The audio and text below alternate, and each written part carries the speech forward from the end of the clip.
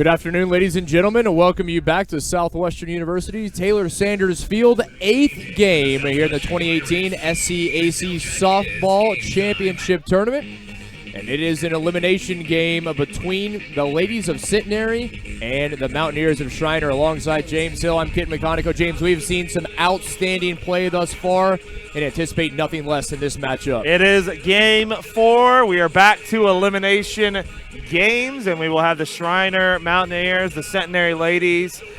Kit, they've already survived once today. They're looking to survive again and keep their seasons going. These two great teams set the square off. Survived they did. What a come-from-behind victory it was, as they were able to get the walk-off victory. Centenary, as the visitors, will come to bat first. They will face Jessica Verona. Verona starts in the circle, the 5'9" senior righty from Jordanton.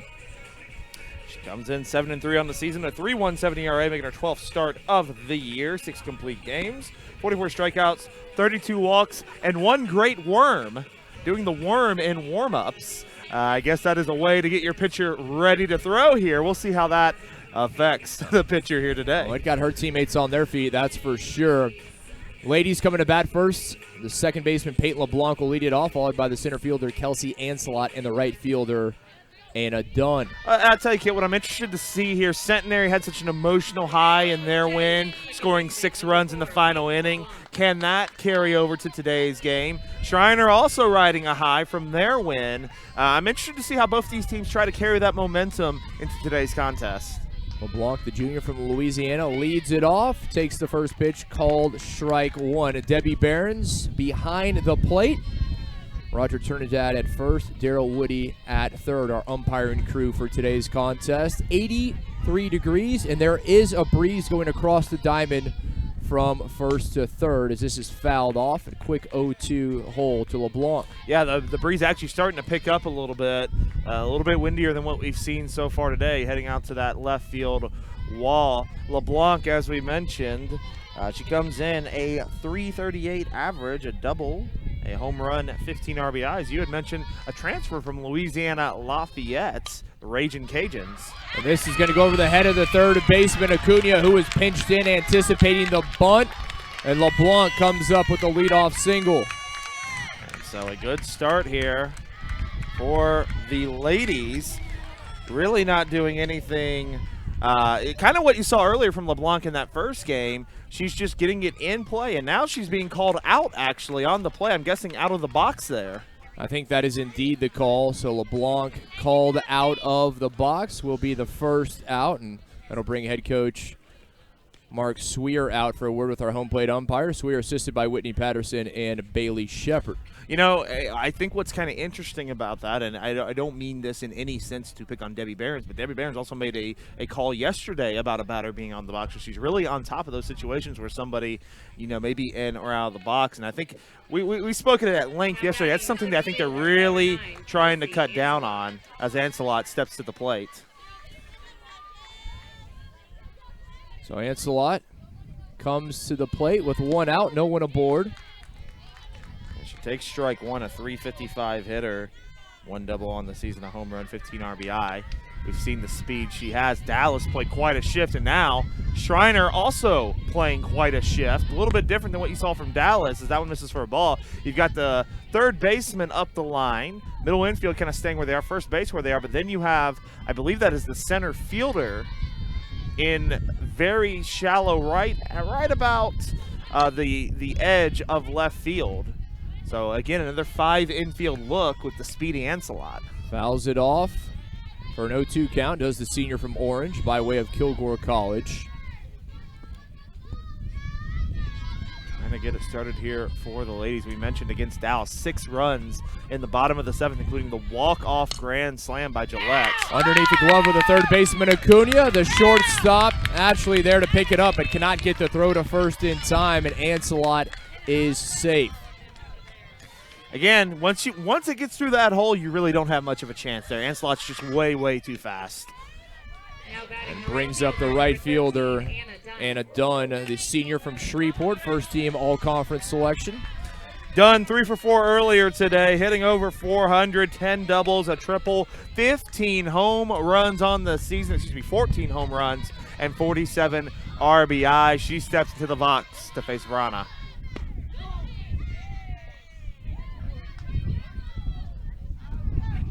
That first pitch misses for a ball. Brown checking down at first. We saw earlier, Kit, in that Trinity game, Brown was actually able to pick a runner off on a throwback to first base. And she's just very quick on that draw from her catcher position, as we've already seen so far in this championship. 1-0. Runner takes off to second. The throw there, but slides in safely. Talked about the speedy Ancelot. And that is how quick she is. It was a great throw from Brown, but Ancelot in time. Yeah, that is her 24th stolen base of the season. I believe that was called a ball there. And I believe it is now at 2-0. Check that back. Check that. It will be a strike. 1-1 now, the count to Anna Dunn. Must have just caught the outside. Check swing on the rise ball. They're going to check down to first. Watches it high. Did not swing, and the count moves to 2-1 on Dunn. This is a good start here for Centenary. You got the speedy Ancelot on base and the power hitting Dunn in the box, looking to take the early lead. 2-1 outside. Now 3 balls and a strike to Dunn. And you can tell, we've seen a few outfields playing it this way. They really don't think Dunn can go the other way. You see right center is just wide open right now, and even the right field line pretty open as well, as the center fielder shading towards left center. Now the count full to Anna Dunn. A good rise ball there from Vrana. Just got Dunn to chase, which he doesn't really do very often. The count now goes to full. 1 away, runner at second, payoff pitch. Dunn slow roller over to second. Mackey there and makes the throw to first, but Ancelot able to advance on to third. Yeah, kept working her outside, and got her to ground out there. Nice job by Vrana. On the other hand, Dunn able to get Ancelot to third. So it could be a little danger there as Hurley steps into the box. Hurley, the junior from Diboll, comes up to bat. 300 hitter on the season, 5 home runs, 22 RBI, also 7 doubles. Takes for strike 1. Hurley a stop at Northeast Texas Junior College before making her way onto Shreveport.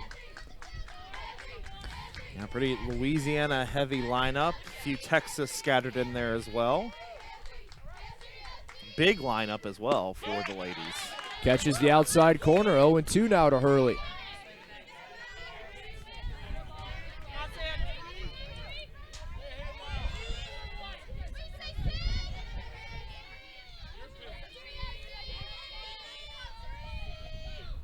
Outside, ball 1.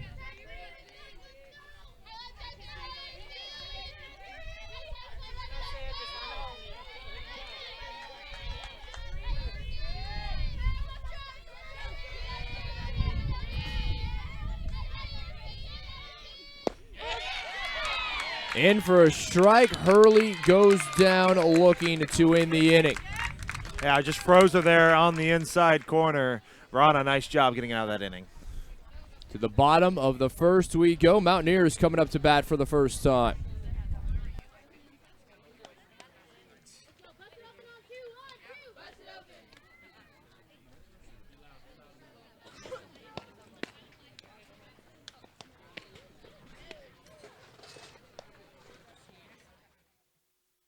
This broadcast is under the direction and is copywritten by the Shoning Hip Network. Any rebroadcast, retransmission, use of sound bites and interviews, and use of any other content, including audio or video, without the direct written consent and permission by the Shoning Hip Network is strictly prohibited and protected by federal and copyright laws. All rights are reserved by the Shoning Hip Network and SHNSports.com.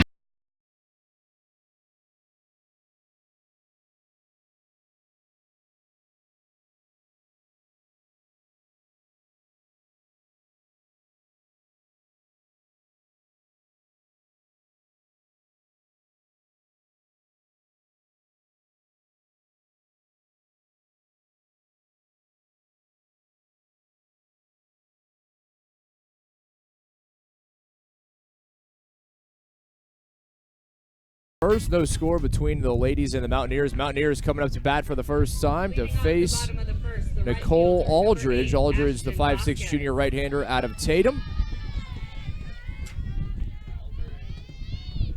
Has been very good. She's gotten 2 wins now. Struggled a little bit more against Dallas, gave up a few runs, but still overall got the win. She got a win over Trinity earlier as well, and she's back in the circle here to face the Schreiner lineup as the first pitch misses for ball 1. Leading things off is the right fielder Ashton Vasquez. Vasquez, the 5'2" freshman from Spring, Texas, out of Klein Collins High School. And this one is going to go for a base hit.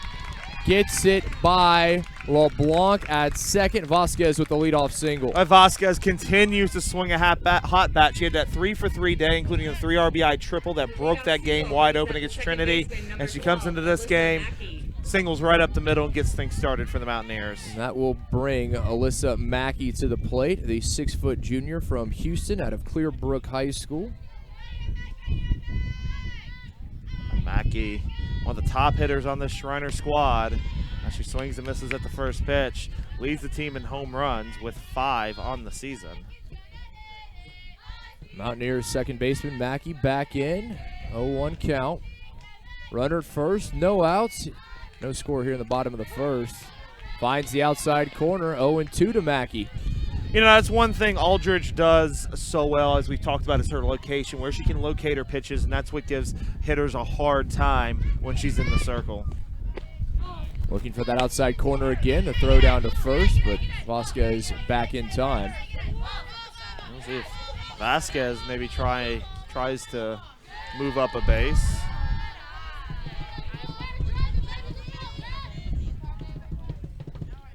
One-two popped into right field. Dawn unable to make the catch. On to second goes Vasquez to throw to third.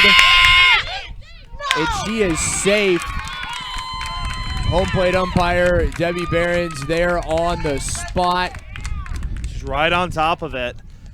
I mean, that was aggressive base running there by Vasquez. I mean, they were throwing it into second. She had to hold with the ball in the air. Once she saw it drop, she didn't stop. She headed right for third and was able to get under that tag. A little bit of a risky move on the base pass, but it works out. And it will put Mountaineers on the corners with no outs. Their third baseman, Gabby Acuna, comes to the plate, the sophomore from San Antonio. Acuna drops the bunt down the first base line. No play to be made. Acuna with the RBI bunt single. The Mountaineers have struck first. What a great, as your number 3 hitter, a person you expect to really drive runs and find gaps and things like that. And what you do, put down an absolutely perfect safety squeeze there, scoring Vasquez from third and giving the Mountaineers a 1-0 lead. Great start here from Schreiner. First baseman Samantha Cordone up to bat. The senior from Edinburgh fouls off the first pitch. Well, and I was very interested in this game. Who was going to kind of blink first? Who was going to jump out from their earlier win and really take control of this game? And right now, it looks like the Schreiner Mountaineers are doing just that. They have 2 runners on, already a 1-0 lead, and still nobody out. Mountaineers, the 2 seed coming into the tournament. The ladies, the 4 seed, and this is an elimination game. The winner will play the host Southwestern University Pirates. The Pirates, the 3 seed in the next game, our final game here of the day. The loser, well, their season will culminate today in Georgetown. Over to second, LeBlanc there, double play opportunity. The throw to first, in time, got her. 4-6-3 for the first 2 outs. That's a huge double play right there. They get to 4-6-3. Nice job by the middle infield setting that up. And that'll bring Brown to the plate. So now 2 away in the inning. Nicely done by Peyton LeBlanc. Magoo able to turn it in time. On to third goes Mackey, and the catcher Rachel Brown up for the Mountaineers. Brown steps to the plate. Centenary has a chance to keep this a 1-0 game. I thought it was interesting as that misses for a ball. We talked with Amy Meyer after their win over Trinity, and she made it very clear that she doesn't want this to be any sort of excuse, but it was a little difficult on their players. It has been quite a few weeks since they played. Their last game before last night was April 8th. That was almost 3 weeks ago. And that is a long layoff before your next softball game, and I think they were rocked yesterday by Southwestern, maybe a little shell-shocked. They seem to have gotten their feet back a little bit and have come back out here today. 1-1, and that is going to drop. No, finds itself just foul. That one an inch to the right of the line. You see the first base coach for Schreiner urging that, hey, you sure that wasn't fair? And Cody LaCroix, despite his finger pointing, trying to just get it fair, couldn't quite get it there. Brown, the freshman catcher from Willis, awaits the 1-2, and a big cut goes down swinging to end the inning, but not before the Mountaineers take the lead. 1 run on 3 hits, 1 runner left aboard. It's 1-0 Schreiner.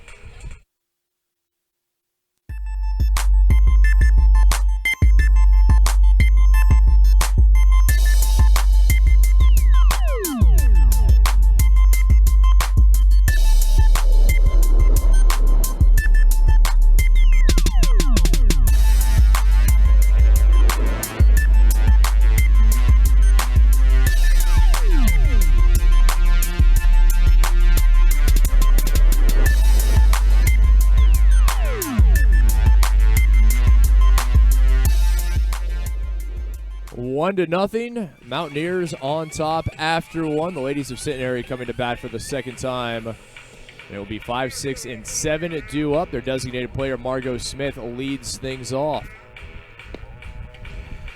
That was just an excellent job there by Aldridge. That was an inning that was looking like it was shaping up to be a big start for the Mountaineers, but Aldridge settled in, got a huge double play, and was able to get out of the inning as the ladies now come back to the bat. Top of the second, the designated player, number 20, Margot Smith. Smith, the junior from Ruston, Louisiana, comes to bat.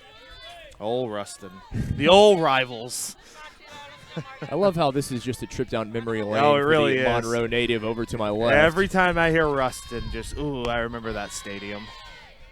1-0 to Smith. She'll be followed by the left fielder Gonzalez and the first baseman Gillette. Yeah, she's a former Ruston Bearcat, big 5A school. I believe the only high school in that city where the Louisiana Tech Bulldogs are, and a pretty solid softball program in the state of Louisiana. Smith has had a very good outing, pops this one up, and Brown there to collect it. A 1 up, 1 down for the ladies. Yeah, good start. I guess for you pitchers out there, you wanted to start your best, do a little worm beforehand. The left fielder, number 27. Brings up the Cassie left fielder, Gonzalez. Cassie Gonzalez, the junior from Vidalia, Louisiana. I say that 19 pitches, 13 for strikes so far for Vrania. Baseball players, softball players, they are a superstitious lot. If it works once, well, they're going to keep doing it until it ceases to be effective. You always love to hear people like Tim Kirchin and people like that who've been around the game for a long time talk about some of those players' just oddest superstitions and oddest things that they would do. And it's always fun to hear because baseball and softball is unlike any of them. Gonzalez swings through, even the count at 1. Do you have any broadcasting superstitions or Absolutely any former not. playing day superstitions? No way, shape, or form. It wouldn't help me if I did. It would probably be to my detriment, to be perfectly honest. 1-1 to left field. Arellano there, and it's 2 up, 2 down for the ladies. Yeah, nice job again by Vrania. She's just she's pitching really, really well right now and getting outs, and she's just really off to a strong start. We saw her yesterday in that Southwestern game, and she even struggled a little bit just because the Pirates were swinging the bats so well. And she has responded well here so far this evening. Now the first baseman, Wendy Gillette, up to bat. Gillette, well, she has certainly been the most popular lady today, and for good reason. Absolutely. She stepped to the plate, bottom of the 7th, down 3-2, 2 outs, bases loaded, and what did she do? She just bombed one out dead center to get in the game and give the ladies a 6-3 victory over the Crusaders, avoiding elimination in the process. 2-0 count to the junior from Orange, Texas. Actually went to high school across the border in Starks, Louisiana, where her father, longtime educator on the Texas side of the border, moved to the Louisiana side, and she followed him for her high school career. She was so unbelievably excited after that grand slam, and she kept telling me one of the reasons, as they checked down to first, one of the reasons she was so excited is for the seniors on this team. She really wanted to keep battling for these seniors, and she didn't want that to be the last game for their seniors, and they did just that. Gillette draws the 2-out walk on 4 pitches, and that will bring up the third baseman, Haley Miller. Yeah, good at bat there. Well, really, not a Now lot batting the third baseman, number that 21, Gillette had to do. Haley 4 Miller. straight balls, all pretty far out of the zone, and she gets a free pass down the first to keep this inning alive. Senior from Houghton, Louisiana. And Miller's the one we've mentioned, doesn't have a lot of at-bats at the plate. This is only her 15th as she fouls one off. But she's been back in the lineup today. Actually had a couple pretty good swings. Recall one that she lined out to center field. And she's going to step in the box, try to keep this inning alive. 0-1 from Verona. Tried to bunt it, but goes foul, and now Miller down in the count. No balls, 2 strikes. That's a good job by Vrania to come right back. You know, anytime you walk somebody on 3 pitches, when you can come back and get ahead 0-2, you really like to see that as a coach. Verona sends it outside, too far outside. Miller wisely not chasing. Good 0-2 pitch, though. I love that location there to try to get her in chase. Right on the brink of that black right there. Good location. 1-2 popped up. Verona out of the circle to make the catch. And that will end the inning. So for the ladies, still looking for their first run of the ballgame, trailing 1-0. Mountaineers up to bat in the bottom of the second.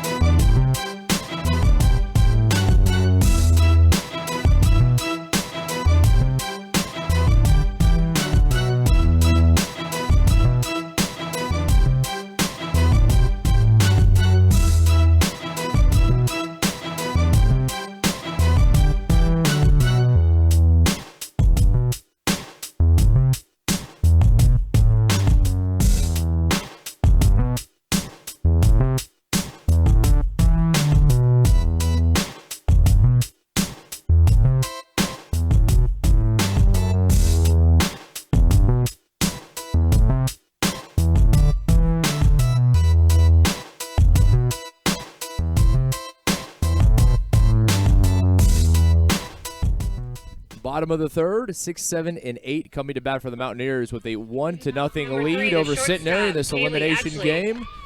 Shortstop Kaylee Atchley leads things off.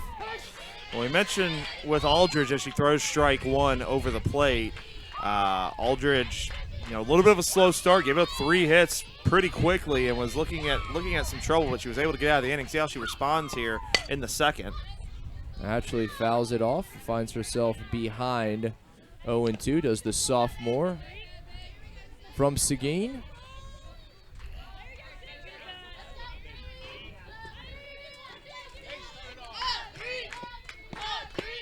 Outside, 1-2.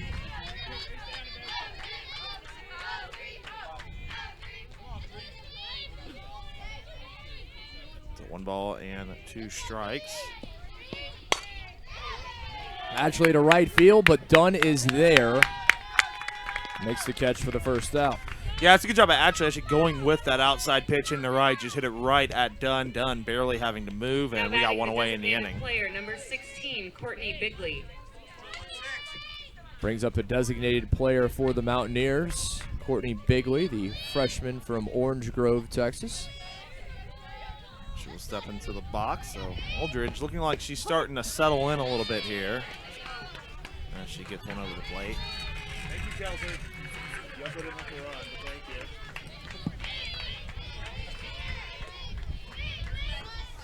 you. 0-1 to Bigley outside. Evens the count. Ariano waiting on deck. Schreiner already getting into the bottom of their lineup here in the bottom of the second. Winner of this game is going to play later tonight at 8 p.m. against Southwestern with a spot in the SCAC championship game with TLU on the line. So that's going to take place right after this one. Will be our final game of the day, and it will be an elimination game. As I said earlier, we started with 6 teams. We're finishing with 2. Bigley awaits the 1-2 and evens the count. Bulldogs, the number 1 seed, have already booked their spot in the championship final tomorrow behind the arm of Maitland Raycroft. 2 games, 2 no-hitters. Only the second and third time that has happened in SCAC tournament history. Bigley goes down swinging for the second out. Now Aldridge has really settled nicely. Really good job by her. Got that one up in the zone, got her to chase. And 2 quick outs here to start the second. Left fielder Bailey Ariano comes to bat, the sophomore from Corpus Christi out of Toloso Midway High School.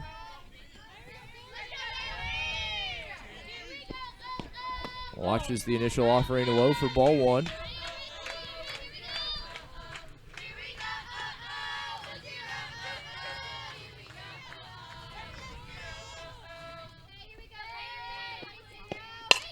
Pops this one to left field. Gonzalez giving chase, but to no avail And that is gone. A solo shot from Arellano makes it 2-0 Mountaineers. Boy, Arellano got all of that one, hitting that one to left field. Just put a great charge into it, a great swing, and you kind of knew off the bat that one had a chance. Gets it over the wall towards the scoreboard, and the Mountaineers take a 2-0 lead. Bases cleared. Bottom of the order up for Schreiner. Now Their batting center the fielder, fielder, number 4, Alyssa Hernandez, the freshman from Deer Park.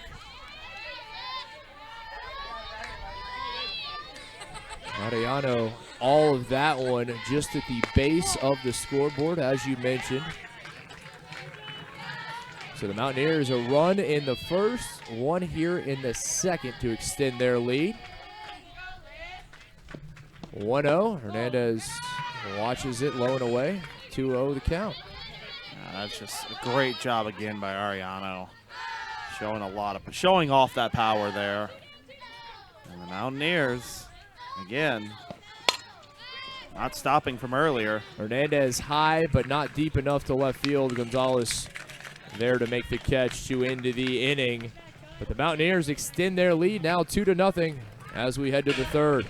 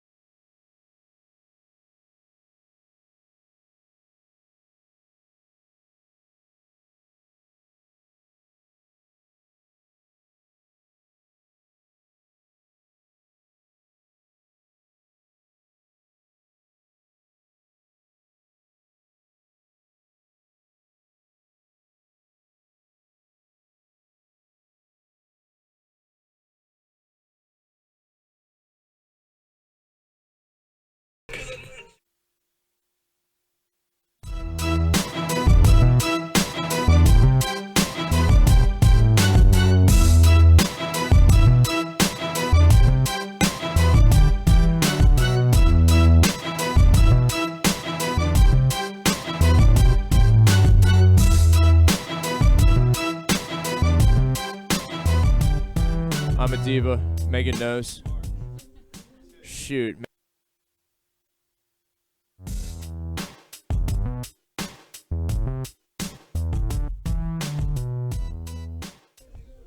Top of the third, Mountaineers leading 2-0 in this elimination game. Schreiner on top of Centenary, a 2-4 matchup.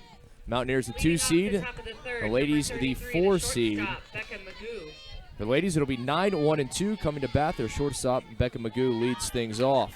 As she's going to try and get things started here for the ladies in the top of the third. Rana's done a very nice job in the circle thus far. Magoo, the freshman from Brownsboro. Oh, she did not. She didn't go. And they said she went around as they checked down the first base, so it will be strike one. You can hear from the Centenary fans, not quite agreeing with the call, but it looked like she did. It was very close. That will always be the case, no matter what the call. Half of the fans will be pleased, half not so much. I think you alluded to it earlier. It is not a fun job to be any official in any sport. I don't care which one it is. They're all terrible to be officials in. Could not agree with you more. Rana with the 0-2. Catches the corner. Magoo goes down looking to start the inning. All right, so now top of the lineup coming back up to Centenary, and I've always told you, and we'll see it on the Schreiner side next inning. What does it look like the second time around? They've struggled a little bit with Rana early on. Now they're going to come up a second time. What adjustments are they going to make here at the plate? Second baseman LeBlanc now back up to bat.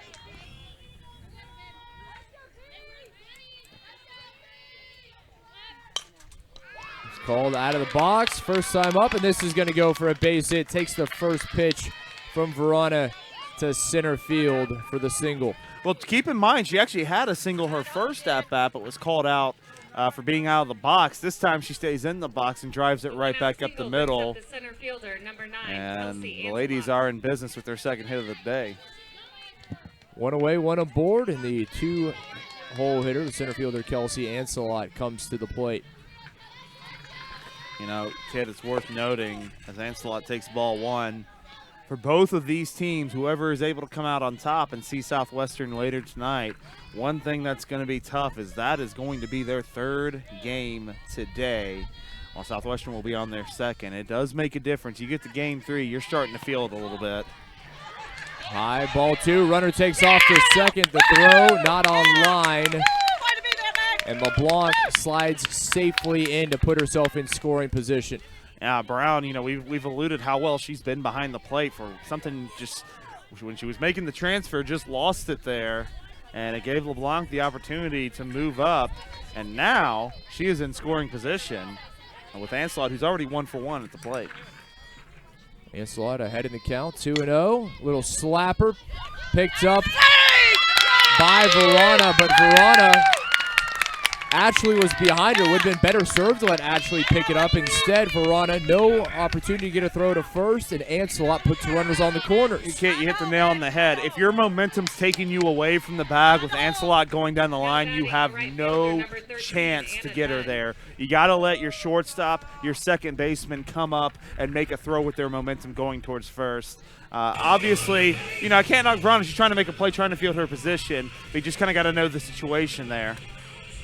A big opportunity here for the ladies of Centenary, trailing 2-0. Runners on the corners and 1 out in the top of the 3rd.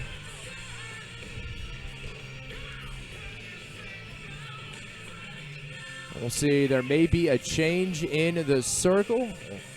Is Coach Amy Meyer going to replace Jessica Verona? I'm not sure if it was the first baseman, Cordone, who kind of ran out of the dugout. I don't know if she ran in real quick after the play and then came back out. Because they're going to leave Verona out there. Yeah, for a minute it looked like she was coming in the pitch, but I think she was just coming back out onto the field real quick. Things getting more difficult for Verona as the first team all-conference right fielder Anna Dunn comes to bat. Dunn with runners on here. This is a big opportunity here for the ladies. Get back into this game. And who better at the plate than Anna Dunn? Dunn grounded out to second in her first at bat. Chases it high for strike 1. Yeah, she struggled a little bit here with the rise balls. We saw it yesterday with, obviously, Raycroft a little bit, you know, on another level with hers. But a couple times now with Verona, she's gone up chasing that rise ball. Good eye. Dunn watches it low for ball 2. As we said with Dunn, it takes one swing and suddenly Centenary could be the one on top here in the top of the 3rd.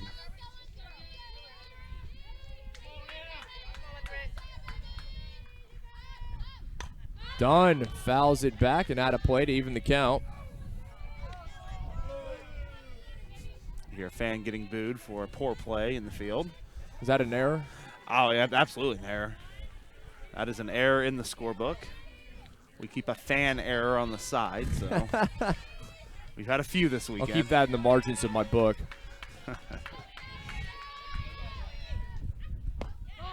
Outside, the count goes full as Ancelot off to second. Brown not even attempting a throw, and now the tying run in scoring position at second for the ladies. That's Ancelot's second stolen base of the day, and that may have been her easiest one. Just a slight little jog to left field, and that is going to go off the wall fair. LeBlanc comes in to score. Ancelot does as well, and we are tied. The 2 RBI double from Anna Dunn puts the ladies on the board and knots it at 2. Dunn does it again, just takes that pitch right down the left field line. Oh, she had Coach Schweer fired up after that hit, and suddenly we are tied at 2 apiece. One of the best hitters in the SCAC, and she shows you why. Now the go-ahead run in scoring position in the form of Dunn. Still just 1 out as a cleanup hitter. The catcher, Sydney Hurley, comes to bat. Number 3, Sydney Hurley. Hurley, a junior from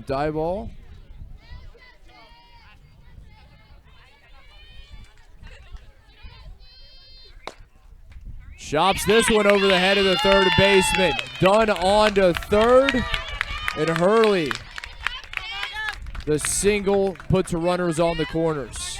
Yeah, I mean, again, it's just one of those situations.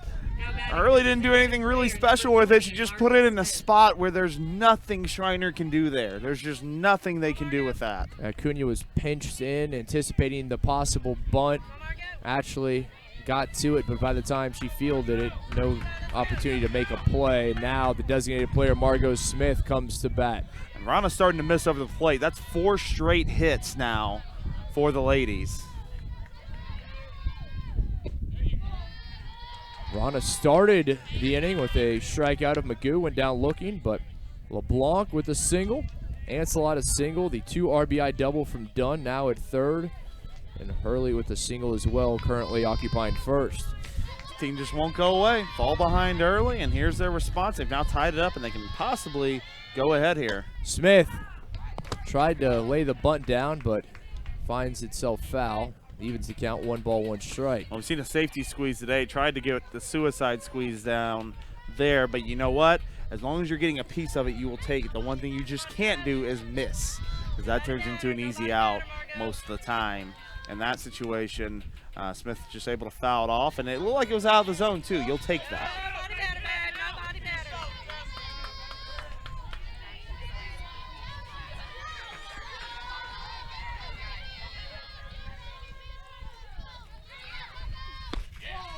1-1, runner takes off to second. Mackey there. Now the runner's going to come home. Dunn slides in safely.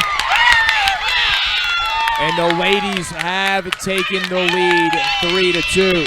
I mean, just, you know, that's just heads up base running by Dunn. Kind of baited her a little bit into that throw from third. She was kind of halfway, and she didn't actually commit to going back to third. She just kind of started leaning that way, and as soon as she saw the throw, just took off for home, and Schreiner didn't have a chance. Dunn, the senior from Shreveport, does not want her collegiate career to come to an end here. Wants to play at least another game, if not more. Smith back in, awaiting the 2-1. Smith pops it up, and that's going to go over the head of Verona. Drops for a base hit. The throw over the head. Mackey airmails Cordone. And Hurley comes in. And the ladies have plated 4, now on top 4-2. Yeah, that'll go down as a base hit as well as an error for Schreiner, and suddenly Centenary has taken a 4-2 lead, and you can see the team kind of huddling up, trying to calm things down a little bit as things getting a little bit wild. Ladies scoreless in the first 2 innings. They have plated 4 here in the third. It's still just 1 out. Now batting the left fielder, number 27, Cassie Gonzalez. They have taken a 4-2 lead as the 6-hole hitter, Cassie Gonzalez, comes up to bat. Starting to see a trend here with this Centenary team. When they get rolling in an inning, they absolutely get rolling. We saw that in the bottom of the 7th today, and you're seeing it in the top of the 4th right now. And it's a 1-0 count to Gonzalez. Only 1 away still here in the inning. Smith at first. Fouled out of play to even the count. 1 ball, 1 strike. And just to remind you, the winner of this game, loser is eliminated. The winner will play Southwestern at 8 o'clock tonight in another elimination game. And the winner of that game gets a date with Texas Lutheran on Sunday in the SCAC championship game. Bulldogs punched their ticket earlier today. Another bunt that goes foul. Gonzalez now with a 1-2 count. Oh yeah, Coach Swear down at third base has just been fired up this inning.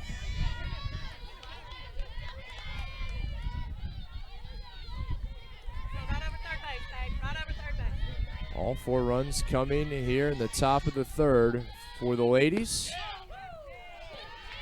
Gonzalez watches it outside. Count evens 2-2. Yeah, great Ladies are showing great patience at the plate, and then they're doing great work with the pitches they're getting over the plate. They have done a really nice job. Anya really just struggling here in the third.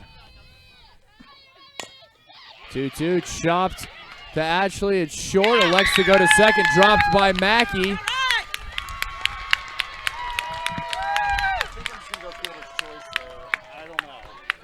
Well, Ashley unable to complete the fielder's choice. Gonzalez safe at first.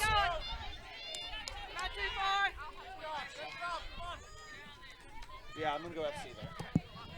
Now batting the first baseman, number 24, Wendy Gillette. Well, you know, the shortstop knew she had no shot at first, so she tried to go to second and get the lead runner. Throw was a little off, but it was a bang-bang play, and Margot just gets in.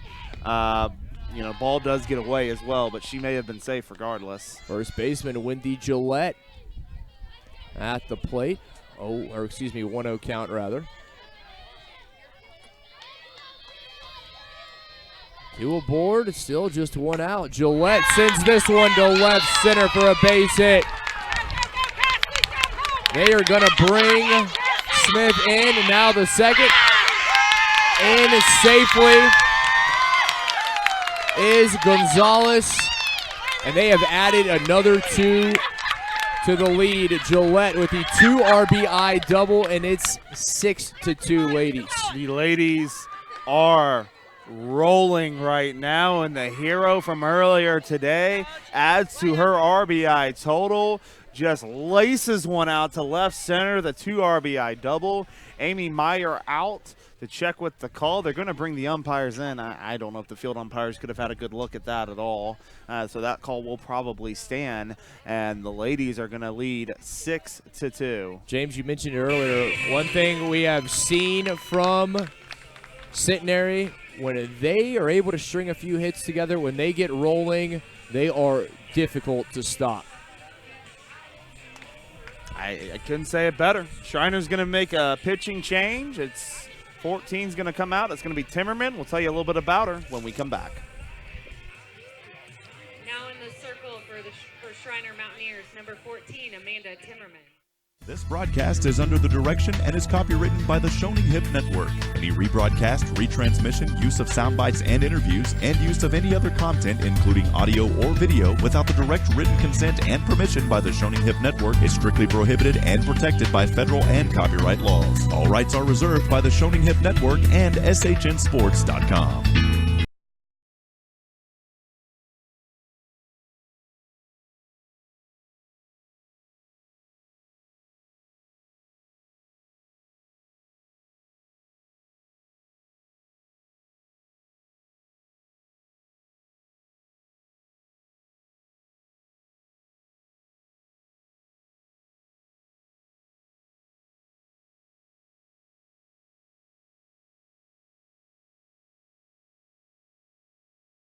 There will be a change in the circle for Schreiner. Jessica Verana being replaced by number 14, Amanda Timmerman. Timmerman, the 5'6" freshman from Kingwood, Texas, out of Kingwood Park High School. Now she's going to come into the circle here.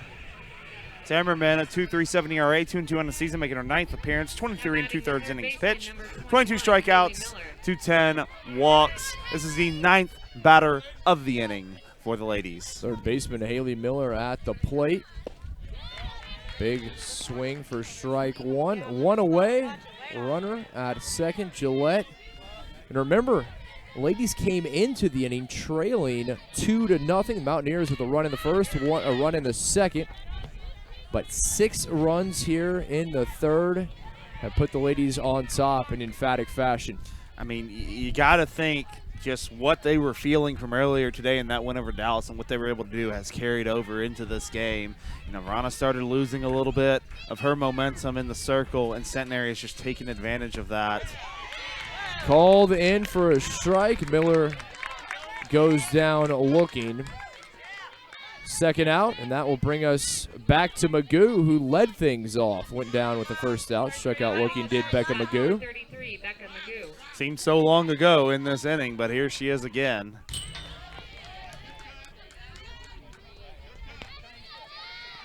mean, what else can you say about this Centenary lineup, though? They have swung the bat really well in this inning. But, if you're Schreiner, you got to tell yourself we're only in the third inning, and it's, as of right now, only a 4-run game. That is plenty of time to get back into this thing. Magoo falls behind in the count, 0-2.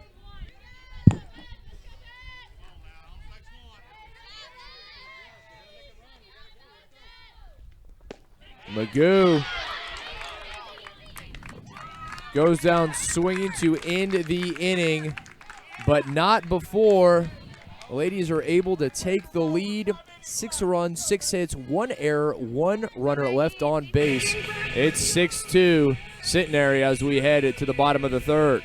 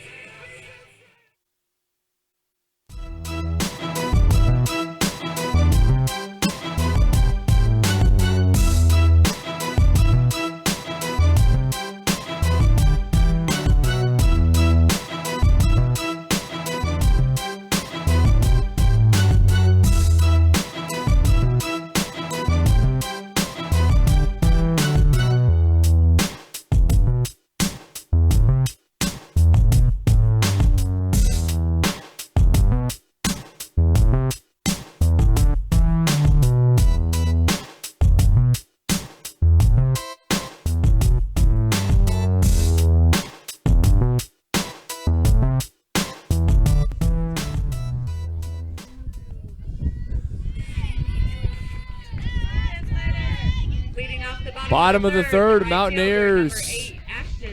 Top of the order. Coming to bat, Ashton Vasquez, right fielder, will lead it off. Trailing 6-2. Ladies with a 6 spot on the board in the top of the inning. Now the question is, how does Schreiner respond? They got a little ways to go, but they got plenty of time to do it, as they will come to the plate, and they start with the top of their lineup. Exactly who you want to play. Vasquez, who's swinging such a hot bat right now. Already 1 for 1 with a single. Vasquez is going to make it 2 for 2. Drops this one in right center, on to second.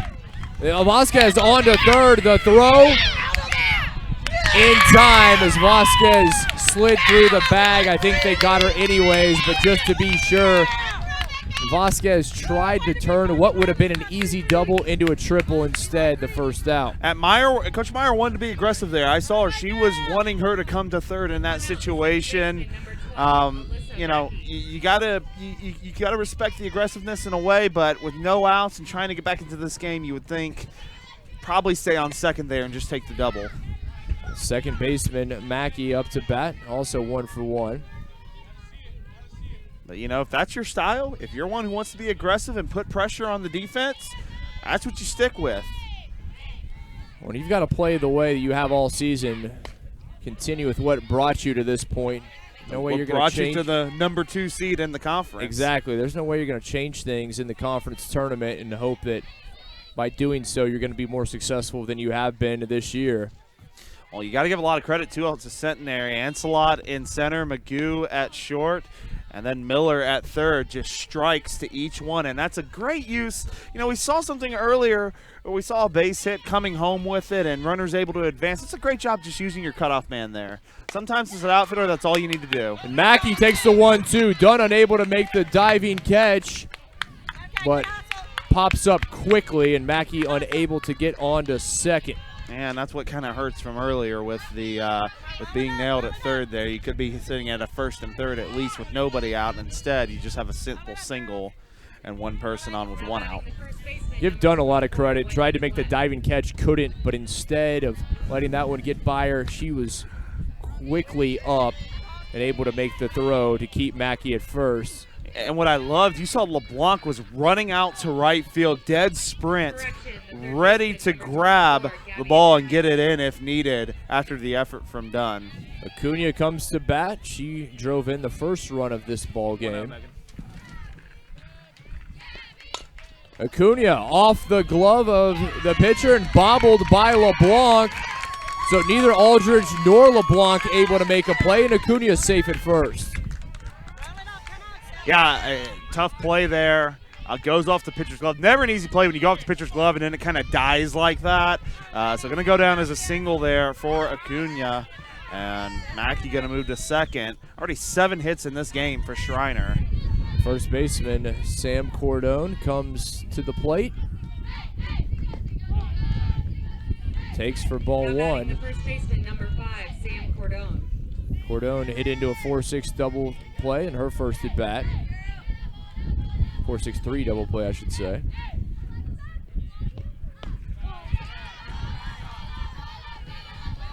You got to wonder if Aldridge may be feeling a little bit of fatigue here.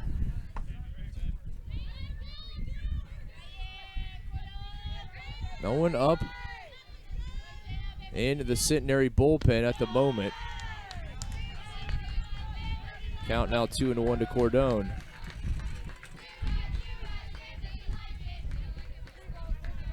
I'll take that as 3-0 actually here to Cordone.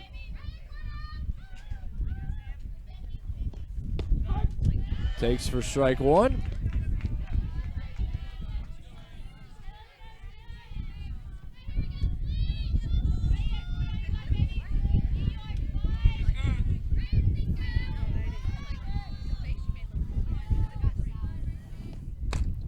Cordone fouls it off, and the count goes full. Aldridge battling back after falling behind 3-0, gets it now to full. And, you know, I don't want to keep harping on it, Kit, but I kind of have to bring it back up. You just have to wonder what this inning would be if you simply keep Vasquez to a double. Cordone over to Magoo. Magoo goes to third. It's a force! It's a force! It's a force! It's a force! Come on, let's go! I call her out at third. The argument is, now you could tell at third base, Miller was not on the bag. However, she still put a tag down, which you can still do, obviously. And the argument's going to be that she did make the tag. But, yeah, she definitely was not on the bag there in the force situation. I think Miller realized that and quickly went down to make the tag. 6-5 picks up the second out of the inning and brings the catcher Rachel Brown to the plate. Rachel Brown. Brown struck out her first at bat, and what's looked like a promising inning for Schreiner could end up being nothing on the board, as Aldridge could get out of this. 2 away, 2 aboard. Brown struck out swinging her first time up. Brown, that diving play made by Magoo, but Magoo made a fantastic snag. No chance to make the throw over to first, and Brown loads the bases with the single. Holy cow, what a play. First of all, that saved a run right there. That would have been a run on the board, and that can make a difference here with this next batter. We'll see. My goodness, what a play by Magoo. She really had no play anywhere, but just to keep that in the infield and prevent a run from scoring, excellent play there by the shortstop. Now the shortstop for Schreiner, Kaylee Ashley at the plate with an 0-1 count. Ashley flied out to right field in her first at bat. And what a play by Pekka Magoo. Diving snag, a web gym if there ever was one. I tell you, I've got to commend the defense we have seen this weekend. For the most part, it has been pretty clean, and we've seen some great plays. To right field, Dunn there to make the catch. And the Mountaineers unable to take advantage. They leave the bases loaded. No runs, 4 hits, 3 left on base. It stays 6-2 Centenary as we head to the 4th.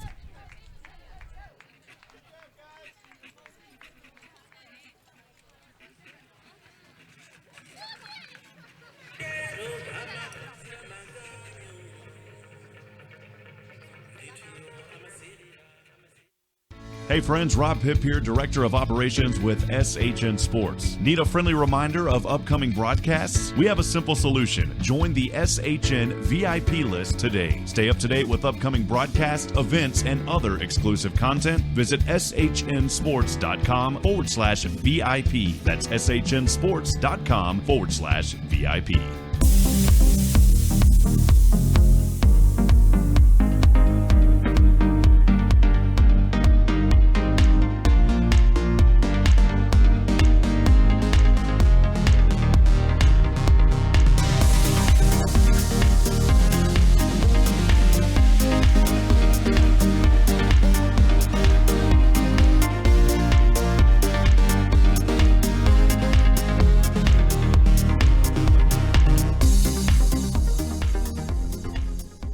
To the fourth we go.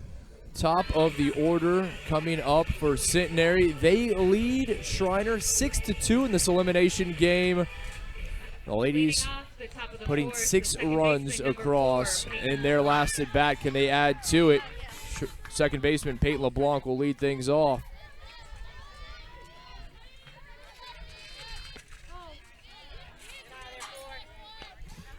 LeBlanc, she takes ball 1. 1 for 2 on the day. She was called out. Actually had a single, but called out on out of the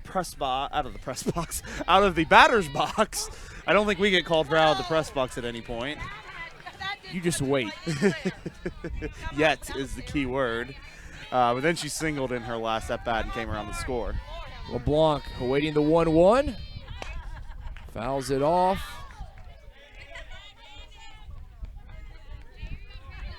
So LeBlanc, Ancelot, Dunn, due up.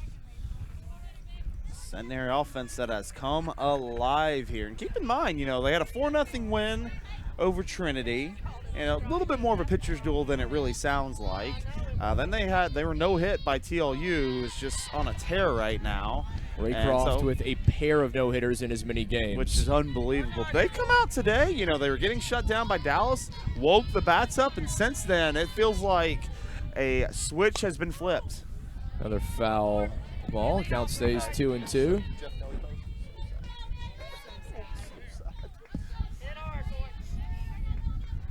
And conversely for Schreiner, they had opportunities, left runners aboard in the bottom of the third. Have to take advantage. 2-2. Outside, and the count now full to LeBlanc. If you're Schreiner, you showed some promise in the last inning. You got some hits, you got some people on, you had some opportunities, and you may be able to run into some more in this game. But if you're going to make any sort of comeback, I keep saying it, you've got to stop the team at the plate. LeBlanc down the third base line and just foul. Inches foul there. Actually, the Barons behind the plate made the call. Just went a few inches of the bag. LeBlanc digs back in, awaiting the payoff pitch.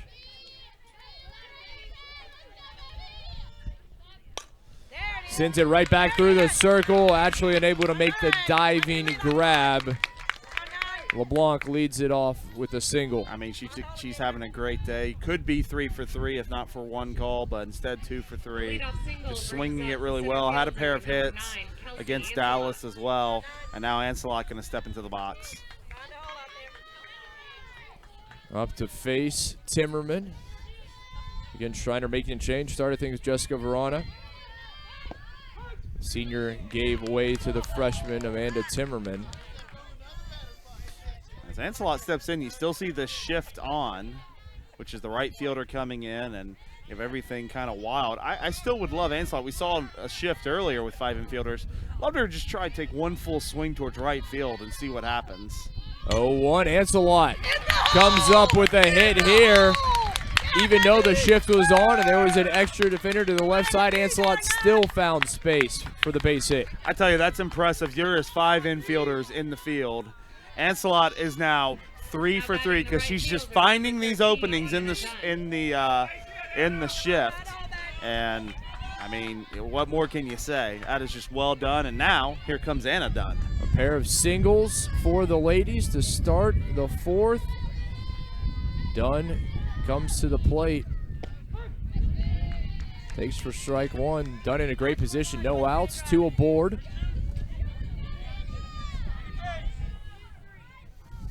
A chance to really break this one open here. 1-1 now to Dunn. I see Hannah Ortiz taking a walk down to the bullpen. And, if you're Schreiner, you probably were hoping you could get a good outing from your 2 and 3. Maybe you could save Ortiz for a matchup later, but at this point, you got no choice. Between the legs of Brown it goes. LeBlanc on to third, Ancelot to second. The wild pitch puts 2 ladies in scoring position. 2 ladies in scoring position with the best hitter in the SCAC at the plate. Very dangerous here for the Mountaineers. 2-1. Make it 3-1 to Dunn. You almost have to consider pitching around her here to not make it a 9-2 game, but at the same time, you've got nobody out, and you've got the cleanup hitter, who's another power hitter on deck. First base unoccupied. Instead, they'll pitch to Dunn. Dunn sends this one. Goodbye. The 3-run home run from Dunn. And it's 9-2, ladies. And not to mention, we have a new SCAC single season record holder, number 19 from Anna Dunn. Number 15 from Anna Dunn. Congratulations to her. 15 dingers on the year for the senior from Shreveport. The local product sets a new conference record and gives her side another 3 runs as they now lead 9-2. Still no outs here in the top of the 4th. And another change coming in the circle for the Mountaineers. We'll have the new pitcher after this. Now in the circle for the Mountaineers, number 21, Hannah Ortiz.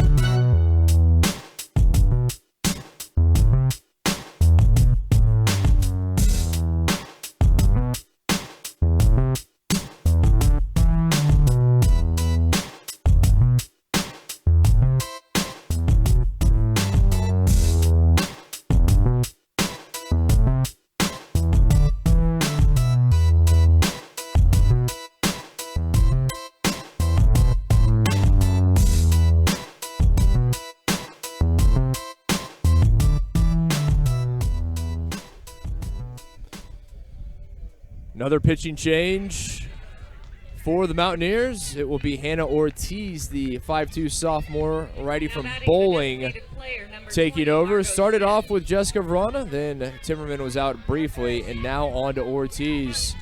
As you mentioned, may have been trying to save Ortiz, so they will not have that luxury. Really just, at this point, really just didn't have a choice. They got to get their best out there to try to slow down this Centenary lineup. 6 runs in the 3rd, 3 runs already here in the 4th. There's nobody out in the 4th. And now Hurley at the plate. Catcher Hurley up to bat. No outs. No one aboard. The 3-run bomb from Dunn has made it a 9-2 ladies advantage. You know, it's interesting. These two teams met in Shreveport earlier this year. And this is going to go to center field. Hernandez there to make the catch for the first out. And before I even get to that point, I mean, Centenary, they are just seeing the ball so well right now. Even their outs are just line outs right now. They are seeing the ball and they are driving the ball. My point was coming that in Shreveport, when these two teams played, Centenary did take game 1 over the Mountaineers in convincing fashion, 8-1. The Mountaineers then came back and won the next 3 in Shreveport to take the series. But this Centenary squad, well, they've seen this team before and showing no fear here right now. 5-hole hitter Margot Smith at the plate. Smith is 1 for 2, singled, and there advanced her on to second. We remind you again, the winner of this game taking on Southwestern at 8 o'clock with a spot in the SCAC championship game against Texas Lutheran on Sunday on the line. We said the loser of this game will be heading home. We started today with 6. We're ending today with 2. Already had 2 eliminated. We will have a 3rd shortly. 3-0 now the count to Smith.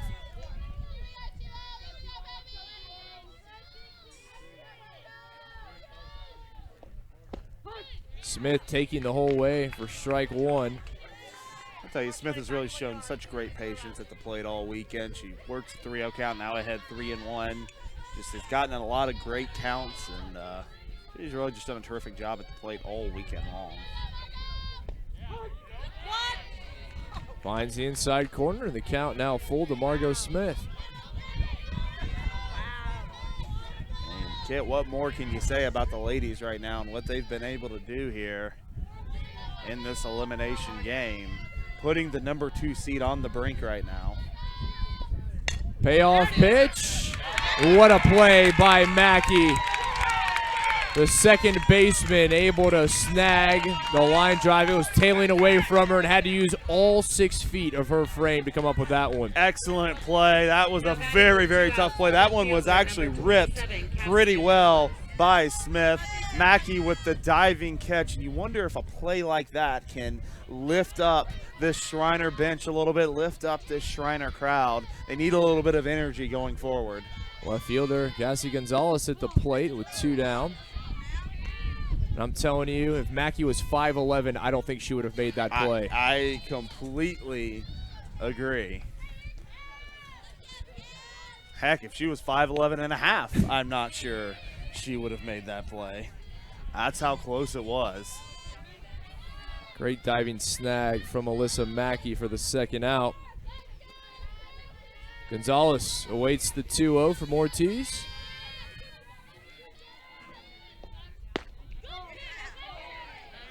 Up and in. Did she swing? She did not, says Daryl Woody down the third baseline, and the count now 3 balls, no strikes. That was definitely close there, but umpires said she stayed back. Maybe her body kind of moved more, but the bat did not.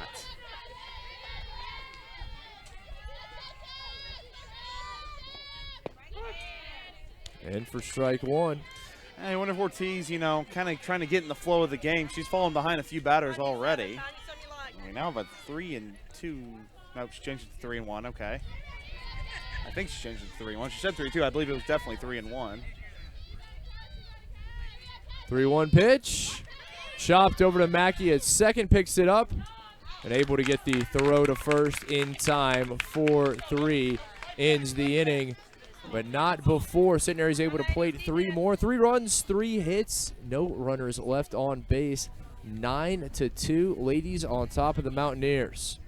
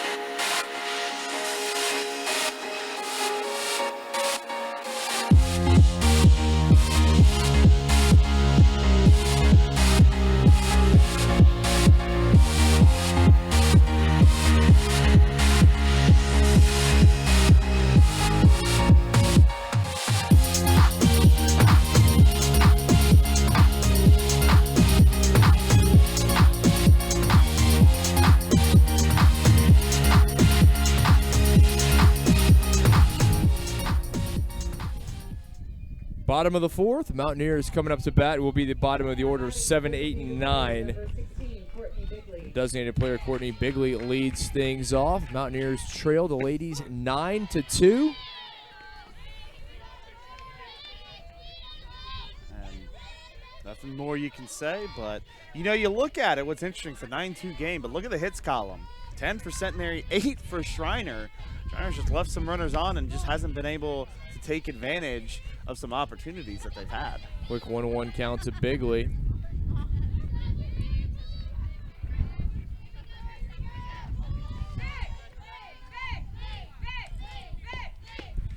Big swing for strike 2.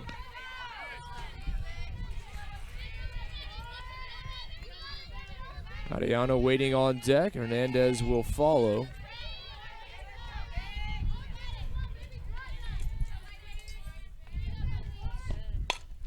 This is going to go to right field. Dunn is there. Makes the grab for the first out. And now Bailey Ariano, the left fielder, had a Number 10, Bailey Ariano. home run in her last at bat. That was back in the second. That made it 2-0. That was before the 6 runs in the top of the third from the ladies. 3 more here in the top of the fourth.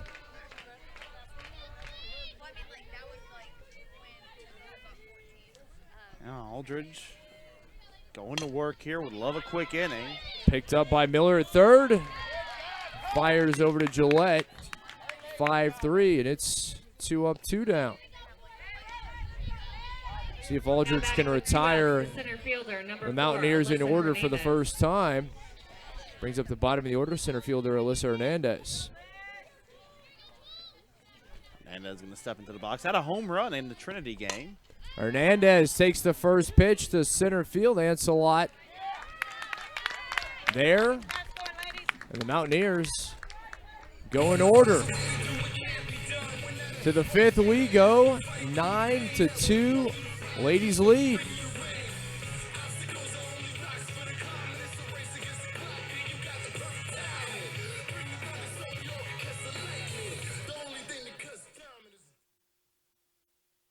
This broadcast is under the direction and is copywritten by the Shoning Hip Network. Any rebroadcast, retransmission, use of sound bites and interviews, and use of any other content, including audio or video, without the direct written consent and permission by the Shoning Hip Network is strictly prohibited and protected by federal and copyright laws. All rights are reserved by the Shoning Hip Network and SHNSports.com.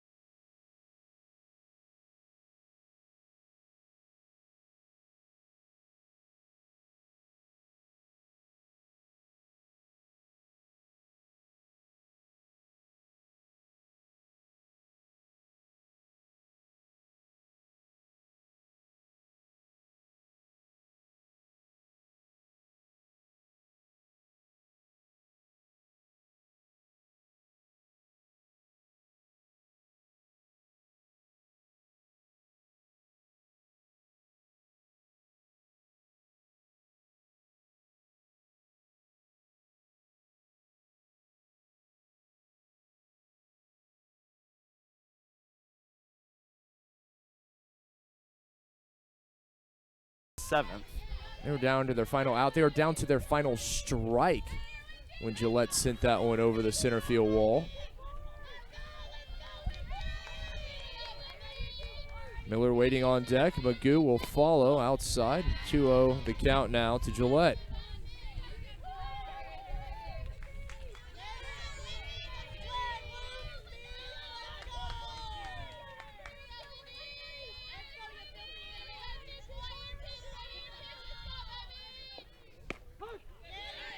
Keep in mind, worth repeating, it's a 9-2 game, a 7-run lead for Centenary. If they can scratch a run across and make it an 8-run lead, we are in the 5th. They can wrap this game up early, which, to be honest, if you're Centenary, that's probably exactly what you would like here, considering you would have to play another ball game after this. They will be taking on the hosts and 3 seed Southwestern University Pirates. They would take every extra bit of rest that they could. 100%. We'll take a quick game if you can get it. Outside, Gillette able to draw the walk to lead things off. Now Ortiz may be feeling a little fatigued. Maybe just a little rattled with the situation, just not finding her spot right now. 17 pitchers, only 7 have gone over the plate for strikes.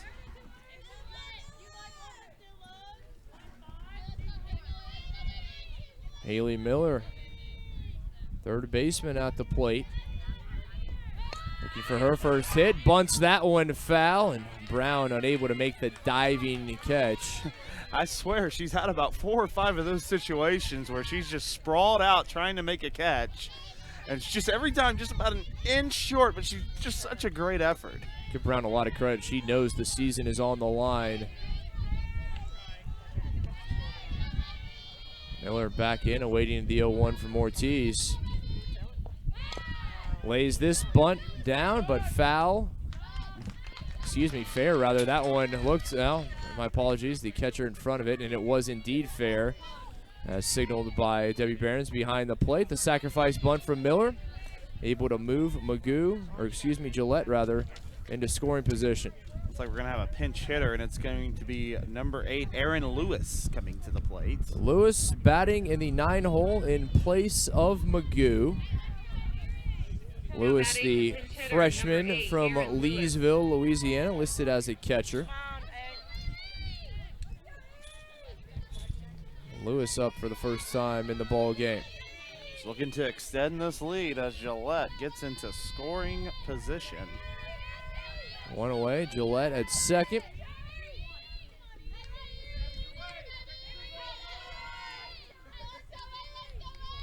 What can Lewis do? Initial offering from Ortiz. Outside for ball 1. Just missing off the plate there. Actually a good pitch there by Ortiz. Good location. Just a little bit off the black. You can feel the sun starting to set, Kit. Gonna cool down a little bit more here, and pretty soon we'll see the lights come back on for the second time. Catches the inside corner to even it at 1-1. The brand new lights recently installed. Saw them for the first time last night.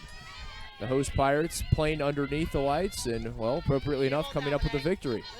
And sure enough, they're going to get to play under the lights yet again, as they'll be in that 8 o'clock contest. Lewis, good eye, watches it low and away for ball 2. I'm sure Coach Furthbase would tell you she would have rather not been playing under the lights right now and waiting tomorrow. But nonetheless, that is the cards they are dealt with. Pirates unable to slow down the juggernaut that is the Bulldogs of Texas Lutheran. They're just on a different level right now. Looking for their 5th consecutive SCAC tournament championship. Winners of 49 consecutive regular season games in the Southern Collegiate Athletic Conference. Just unbelievable things. Really, stuff you don't really see from a lot of programs in the SCAC. You've seen some really good teams in the SCAC. You've seen even some dominant teams. But I can't think of many teams that have won 49 consecutive games. Games like that, that is unbelievable by the Texas Lutheran Bulldogs, and they're showing every bit of how good they are right now. Lewis back in, awaiting the payoff pitch from Ortiz. Yeah, good at bat here by Lewis. He's worked the count to full. And Lewis takes this one to left field. And that is caught by Arellano. Arellano doing a great job. Caught that one right at the foul line. Difficult to see from our vantage point, but give Arellano a lot of credit. Comes up with the second out. Yeah, Lewis gave it a ride to deep left field, and Arellano catching it on the run. Heads up, base running by Gillette, seeing that was going to be a very tough play to make, so she takes the opportunity to advance up to third base. Gillette now on to third. Back to the top of the order, LeBlanc up to bat. LeBlanc, well, as we mentioned, would have been 3 for 3 had she not been called out of the box on her first at bat. But has a pair of singles her last 2 times up.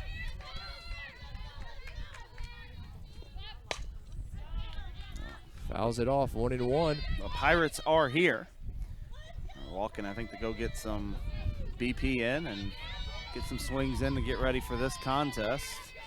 We're still about an hour out between our final game of the day, which will feature Southwestern and the winner of this contest in an elimination contest. LeBlanc watches it up and away for ball 2.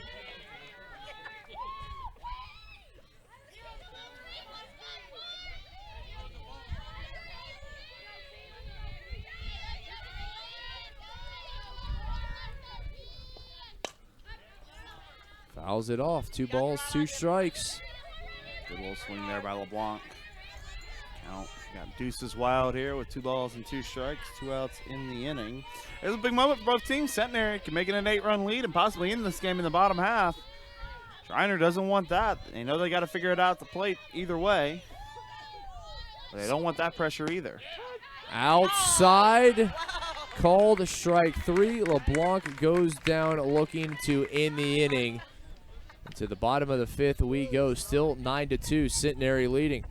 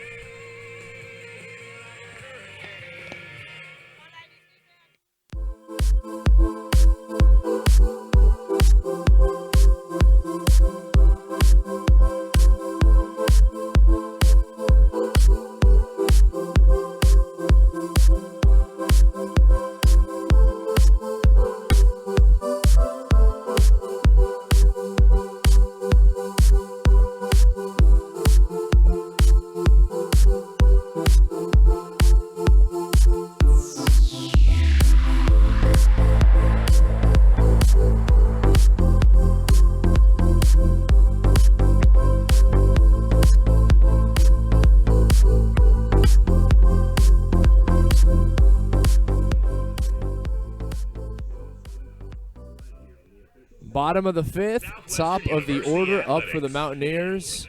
Vasquez, Mackey, and Acuna. Right fielder Ashton Vasquez leads things off.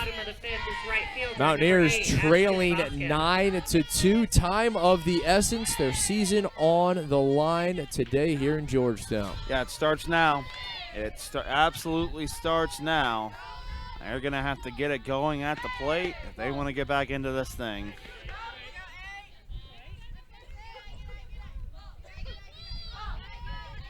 Winner will advance to take on the Pirates coming up at 8 p.m. local time. 5th and final game of the day. This is going to go over to second. LeBlanc picks it up. The throw in time. Nicely done by Peyton LeBlanc for the first out. Yeah, good job by LeBlanc. Had to hurry there to get her out at first, and she did just that. A little 4-3 there for the first out of the inning. The second baseman, number 12, Alyssa Mackey. Brings up Alyssa Mackey. Mackey 2 for 2 with a pair of singles. Mackey right to Gillette at first, easily collected.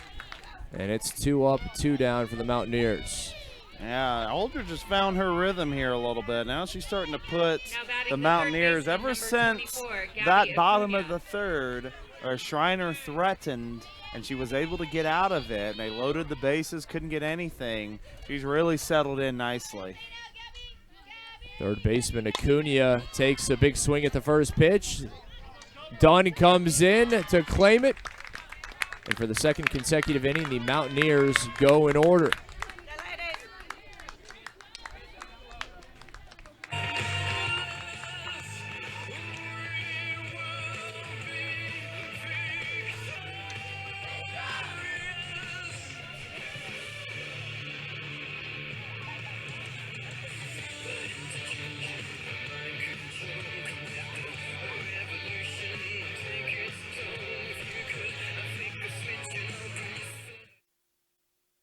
This broadcast is under the direction and is copywritten by the Shoning Hip Network. Any rebroadcast, retransmission, use of sound bites and interviews, and use of any other content, including audio or video, without the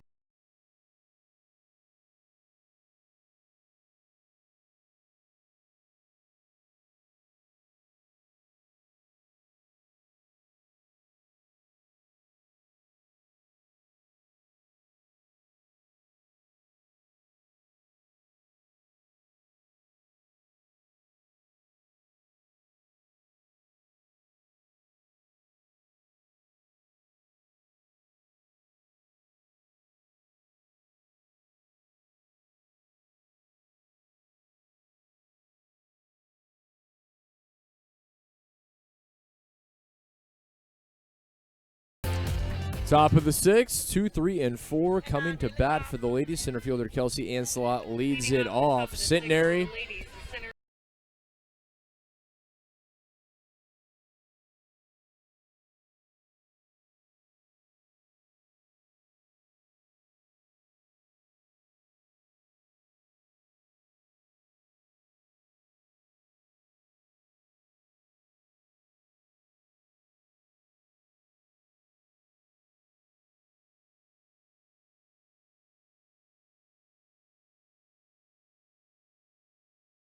foul down the third base line.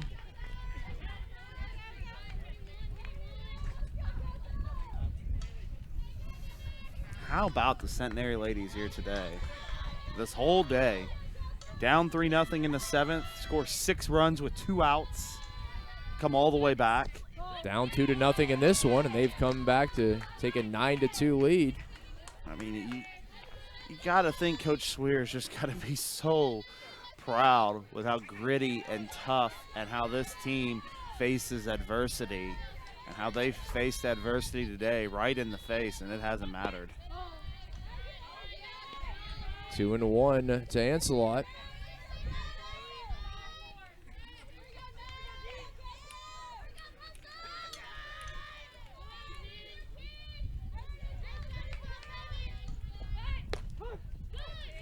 And to even the count.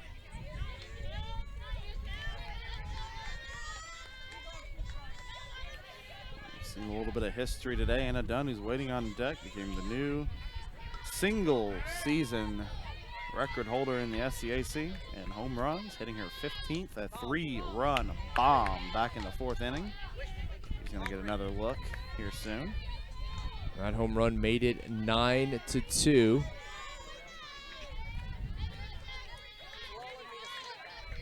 Dunn first team all conference for good reason. Catches the corner, and Ancelot goes down looking to start the inning. Good pitch there from Ortiz. Put it on the outside corner right over the block. Ancelot didn't agree with it, but I think it was a good call and a good pitch there by Ortiz. He's got 2 straight strikeouts. Now the right fielder Anna Dunn comes to bat. 1 away, no one aboard. As we mentioned, had the big home run. She's 2 for 3 on the day with 5 RBIs. So she's having quite the day already. And she has made quite the case this weekend that if she belongs on whatever all tournament team you're going to put out, you better have Anna Dunn on it. No argument here. Dunn has been absolutely fantastic. Finds herself ahead in the count 2-0. I guess you could say she's not done yet. I'm very sorry for that. I will give you the courtesy laugh for that one. That's all I deserve. 2-0, Dunn underneath it. All kinds of time for Hernandez to get underneath it for the second out. Ortiz doing a nice job here, really starting to settle in a little bit as well. I think just coming in that sort of situation kind of got her off to a slow start, but now she's retired 6 straight batters. 2 up, 2 down. Can she make it 3 in a row? Catcher Sydney Hurley at the bat.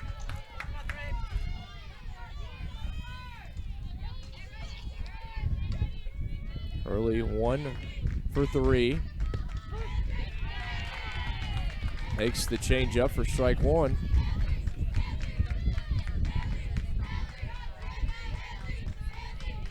Ortiz doing her job. Schreiner still has some time. They've got to start making it happen at the plate. Reaches out and gets that one by a diving Mackey. Hurley comes up with a 2-out single. Yeah, good piece of hitting there by Hurley. Really got the bat extended out there. That was definitely on the outside corner. Got it extended and drove right back up the middle. And she's going to get a little courtesy runner for her as well. It will indeed. The catcher, Hurley, gets the courtesy runner, and that will be number 5, Keely Adair. Adair, the freshman from Northeast Texas. At first base, number 5, out of Keely Henderson, Adair. Price Carlisle High School. Yeah, we've seen her a few times come in as a pinch runner here this weekend. I believe she also has a stolen base throughout the weekend. Pretty good speed on Adair. Now batting the designated player, number 20, Margot And if Smith. Adair is able to come in to score to make this an 8-run advantage, ladies are able to keep the Mountaineers from scoring in the bottom of the inning. That would do it. End things an inning early, which I'm sure Centenary would be happy to give them some extra rest, as that one got away from Brown. Adair easily on to second, now in scoring position. That was something we saw very similar to Brown from earlier. It was coming to grab it out of the glove and just lost the handle on it. Flew back behind her, and Adair able to advance to second, no problem.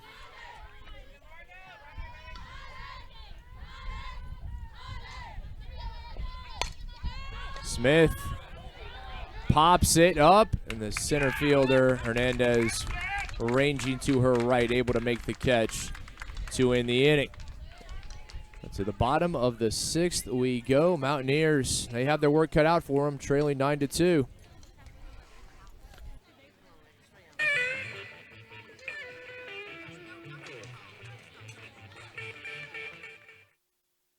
Hey friends, Rob Hipp here, Director of Operations with SHN Sports. Need a friendly reminder of upcoming broadcasts? We have a simple solution. Join the SHN VIP list today. Stay up to date with upcoming broadcasts, events, and other exclusive content. Visit shnsports.com/VIP. That's shnsports.com/VIP.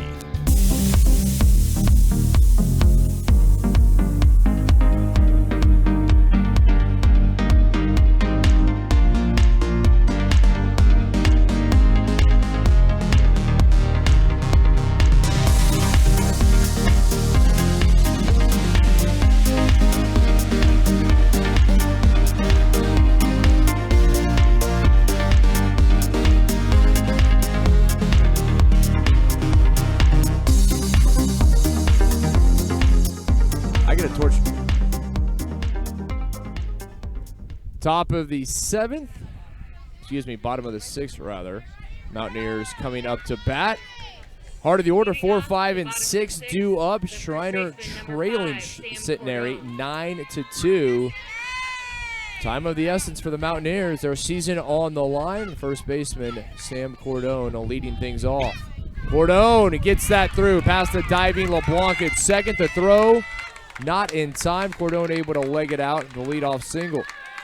Well, as you said, time is of the essence, so what better way to start than with a nice aggressive swing at the plate, taking that outside pitch into right field, and it's a leadoff single for the Mountaineers. Brings up the catcher, Rachel Brown.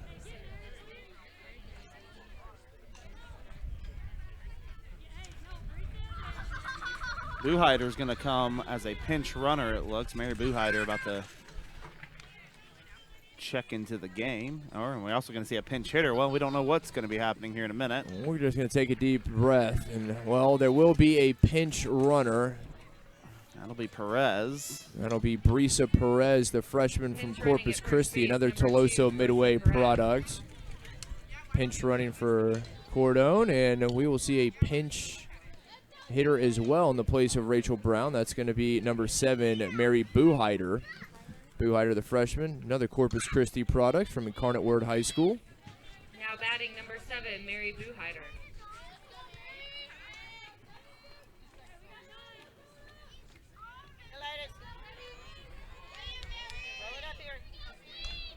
So Buheider into the box. Oh, can Schreiner, down 9-2, make some sort of run?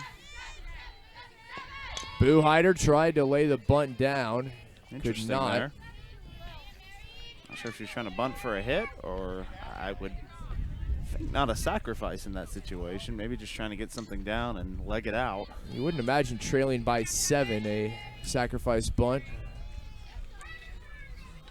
Well, maybe just trying to get any confidence, get a runner in scoring position, do what you can. Again, Buheider tried to put the bunt down. That was up and in. Fouls it off and finds herself behind in the count. No balls, 2 strikes. Well, you got to remember, you don't have to bunt balls. You can pull back and take a ball there, and she tried to get it down anyways and was way up in the zone and towards her wrist. Nothing she could do there.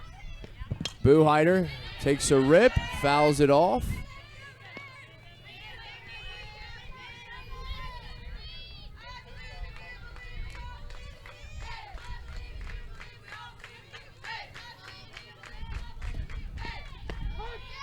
In for strike 3, Buheider goes down looking. It's got to be frustrating. You get called up to pinch hit to do a job. Looks like they wanted to actually sack bunt there. First you can't get the sack bunt down. That's frustrating in itself. And then to go down looking, Amy Meyer's got to be a little frustrated there that a job couldn't be done.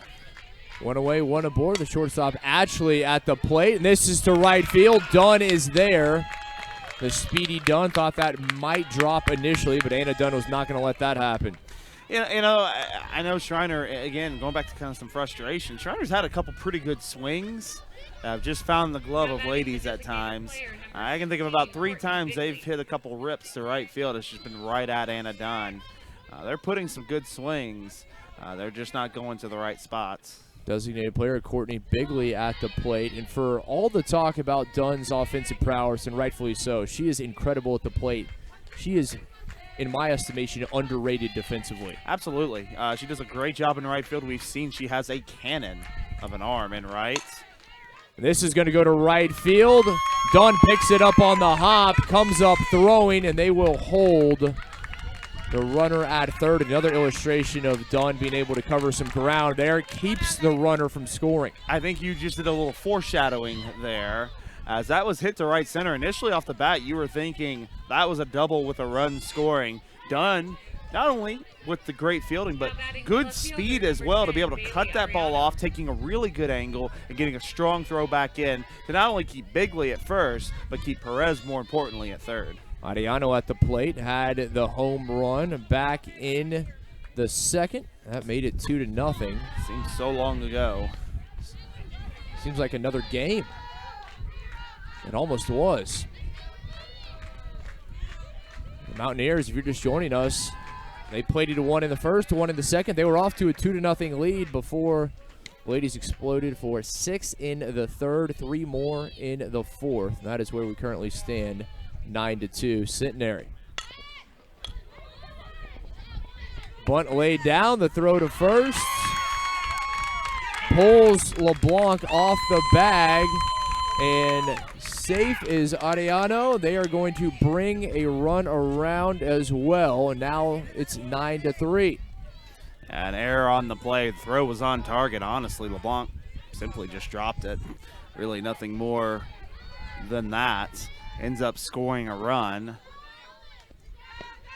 And Schreiner back on the board, and now they're going to get 2 more runners in scoring position. And Kit now, if Hernandez can come through with a base hit here and make it a 9-5 game, we've got ourselves a little bit of a game here. That brings the head coach for the ladies, Mark Sweer, out of the dugout. He wants to have a chat with Aldridge in his infield, and what a turn of events this could be.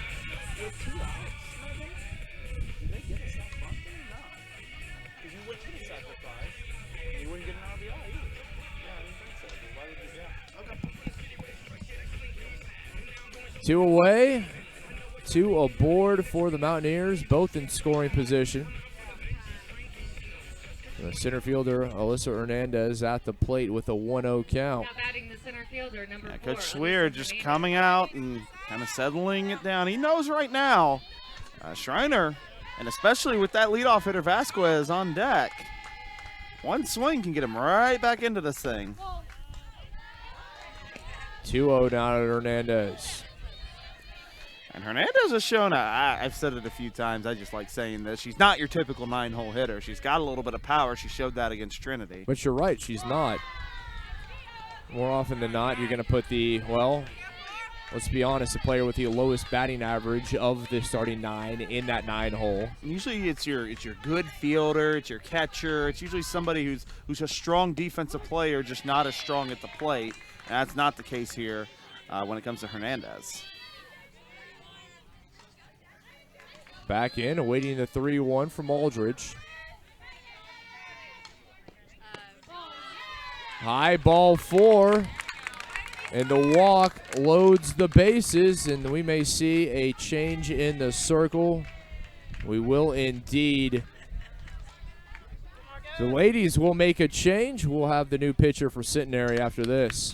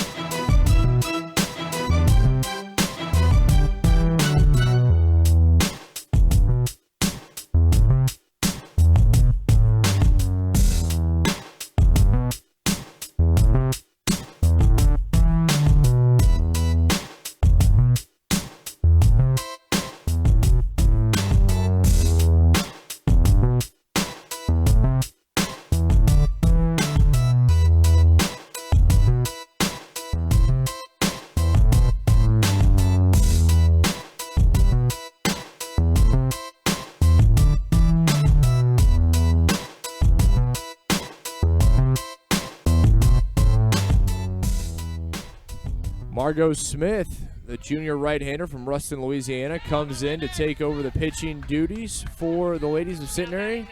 Tasked with picking up the final out of the inning. But it's going to be difficult as the bases are loaded. And the right fielder, Vasquez, representing the top of the order at the plate. Yeah, Smith pitched against TLU. And did a nice job for a few innings until the Texas Lutheran bats just came alive. And then there just wasn't much she could do from there. Keep in mind, Vasquez in that Trinity game came up in the same situation, bases loaded, and had a 3 RBI triple. Fouls it off. 1-1 to Vasquez. And she has been so good, 2 for 3 today. Was 3 for 3 earlier today. She's probably the best hitter on this Schreiner team, and she has shown why. Great position to be in for Vasquez. That pitch low, 2 balls and a strike. Coach Swear just needs this team to kind of settle in here. Last 2 plays, an error on a bunt for that matter, and a walk. Over to short, picked up by Magoo. The throw in time. Big. 6-3 ends the inning. Big out there. Margot Smith came in, did a job, got the outs, and we head to the 7th with the ladies leading 9-3. Top of the 7th coming your way shortly.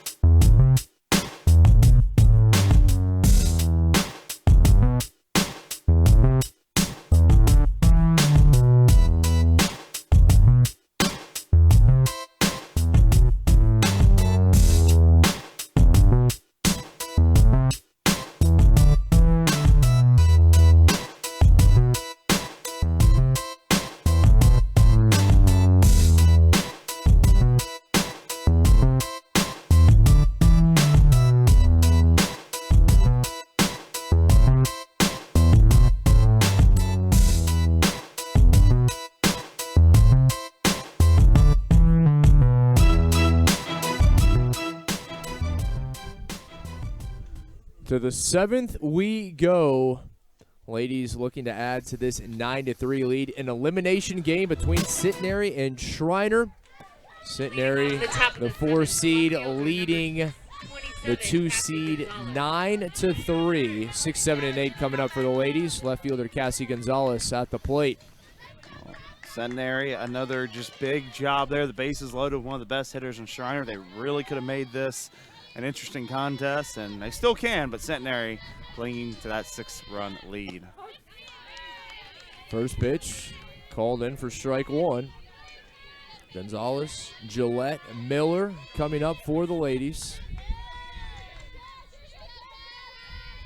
A massive 6-run third inning to put them on top, and they've stayed there. That is going to go past Acuna all the way down the line. A leadoff single for Gonzalez. How about Gonzalez? You know, she's somebody who has struggled at the plate a little bit coming into this tournament, but she has swung a hot bat all weekend long. Now 2 for 4 in the ball game as the first baseman Gillette comes up. She has followed today up with a nice game. She is 1 for 1 with 2 RBIs, a pair of walks, and then the 2 RBI double back in that 3rd inning. You know, I've been saying she had 14 doubles on the season, only 19 RBI. She really hasn't had a lot of RBI chances. Well, that's changed here in the last 2 games. Already 6 RBIs, 4 from earlier, 2 today.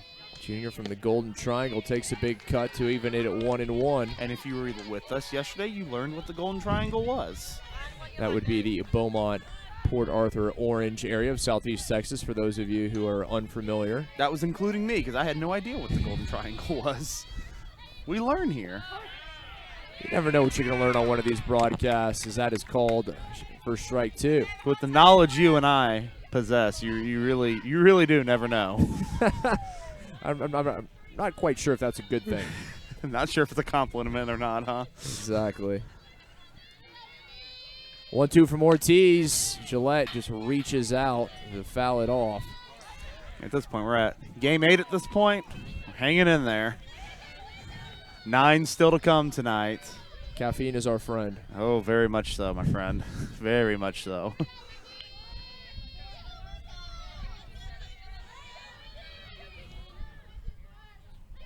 Ortiz back on the rubber. 1-2 outside.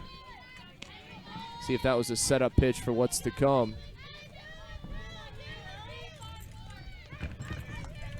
Yeah, you do wonder. Maybe trying to set something up, maybe coming back inside on the wrist.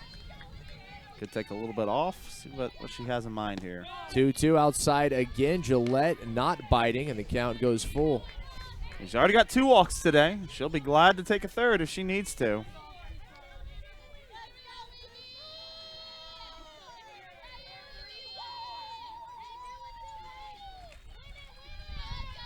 Payoff pitch outside, ball 4.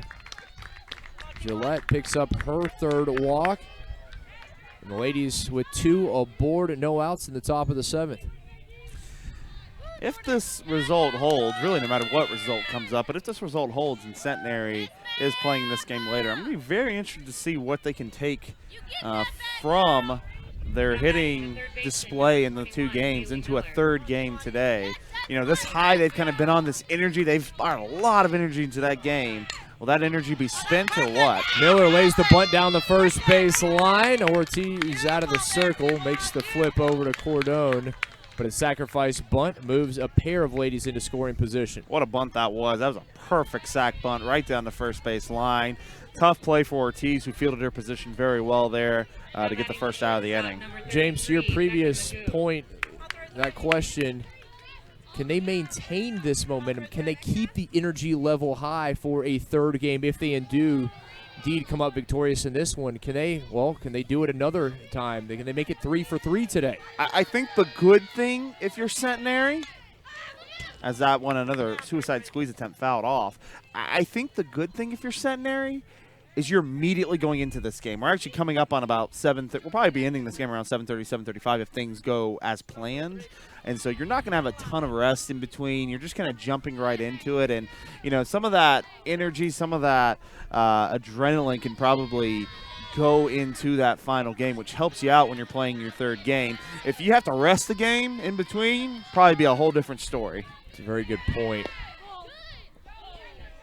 Low and away as you see both the 3rd baseman Acuna and 1st baseman Cordone feet away from the batter's box, anticipating the bunt.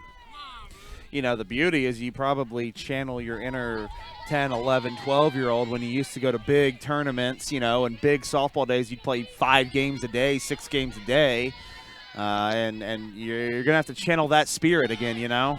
Inside, Magoo. And called for strike 2. You know, the one thing you can tell with Centenary, and I'm sure it exists with all teams, but I could really see it, especially after Dallas win, is just how much this team really cares for each other and how much they really seem to have such a tight-knit bond, how much they care for the seniors on this team, and how much they seem to play for each other. Like I said, that probably exists on a lot of teams, but it was really being shown after that Dallas win. Yeah, this is not an individual sport. If you do not have the cohesion as a unit, chances are you are not going to get very far. No doubt about that. 2-2. Magoo fouls it back and out of play. Yeah, it always becomes one of my favorite things when you're doing post-game interviews and able to talk to some of these student athletes and get their thoughts. And it's always so fun when they start talking about their teammates and they, you know, when they want to talk, when you ask them to talk about themselves, they really don't care to say too much about them. But when you ask them to, you know, speak about a teammate, something like that, it's like their eyes just kind of light up. It's like I can talk about, you know, somebody I care about and somebody who was important to me. 2-2 pitch outside, count goes full.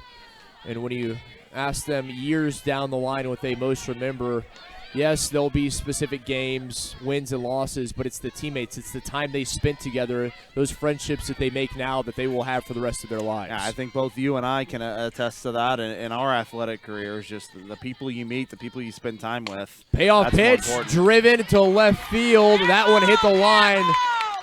It is fair. No, they called it foul. Hold on, take a deep breath. Our third base umpire, Daryl Woody, was right on it, had the hands up as everybody was going crazy, and Coach Swear is rounding everybody around.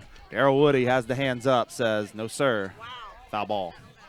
That was about a dime's width to the left of the foul line.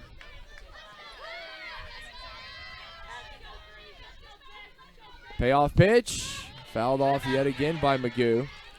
Magoo, nice little at-bat here. Pitch number 9 coming up to her. Now this is a player, another one that has struggled at the plate, sub 100. Putting some good swings together, trying to come through and drive in 2 more runs. 1 out, runners at second and third. Ladies leading 9-3. Inside.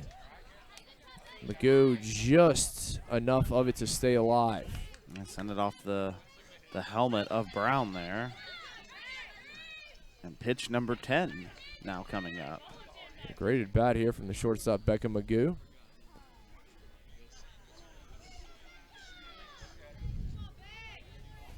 The Centenary ladies team, they have played with a lot of heart. They have faced a lot of adversity here this weekend, but they keep finding a way, especially here today. A little bit of the comeback kids in them. They certainly have that demeanor. 3-2, fouled away again by Magoo. That was pitch 10. Pitch 11 coming up. This is a tremendous at-bat by Magoo. You can hear it in the dugout. They're loving it as well. Everything Ortiz is throwing is getting fouled off, and it comes to the point as a pitcher, you get that mental state of what do I have to do to get this batter out. Magoo off the hands, over to short, picked up by Ashley, elects to go home. And thrown out was Gonzalez. Brown there to apply the tag. Yeah, a little aggressive on the base pass. Thought, why not? Give it a shot at home. Strong throw by Ashley. Coach Swear coming out to have a conversation with Debbie Behrens. Not really sure what. Debbie Behrens walks away laughing, so I guess everything is fine. First time we've seen that this week. You don't see that very often when you see the coach and the umpire talking. If they're walking away laughing, then that means something hopefully went okay. Generally not a pleasant exchange when the coach comes out of the dugout. That one a bit different. We'll certainly take it. You don't see that often. I don't ever recall like a Lou Piniella walking away laughing very often. That being said, sportsmanship, one of the key aspects here in the Southern Collegiate Athletic Conference, being 100%. shown not just by the players, but by the coaching staffs as well. That's why they have the sportsmanship teams, and you always, especially from the student athletes more than anybody, you always see great sportsmanship on both sides. That's a point of pride to end up on that team as LeBlanc chases it, evens the count at 1-1. Top of the 7th here. Winner's going to go into that 8 o'clock game later on. Maybe a tad bit of a later start as we're moving into the 7:30 hour. Usually it takes probably about 30 minutes to get the field ready, get the lineups, get the press box ready, get all those behind-the-scene things ready to go, making us sound good. That may take more than 30 minutes. Well, for me. For you, I'm sure about a 5-minute turnaround would work. Oh, if only.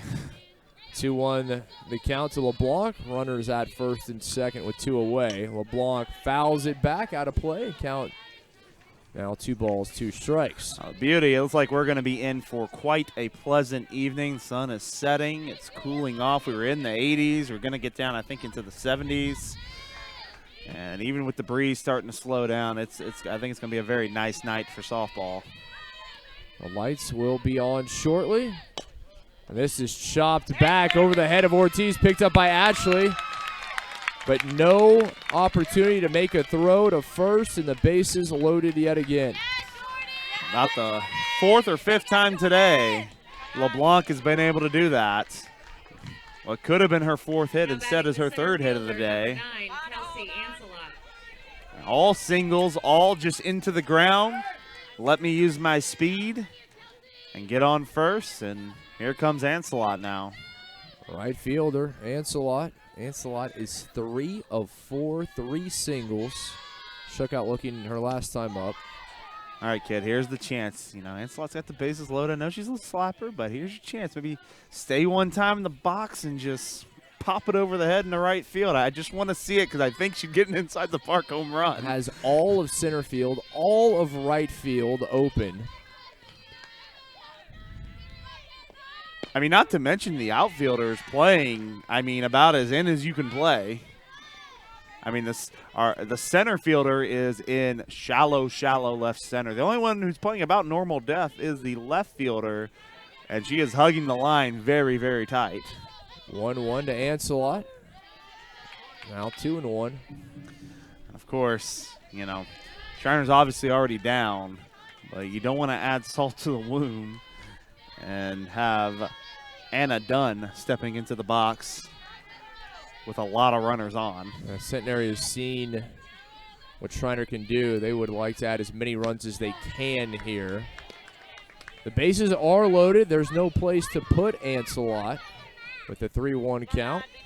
I'd like to remind you, Anna Dunn has 5 RBIs today, and she might get an opportunity to add to that total. Has 15 home runs, set a new conference record.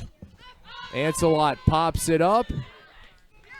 Acuna there in foul territory to end it. To the bottom of the 7th we go. Mountaineers, they have 3 outs. They trail by 6.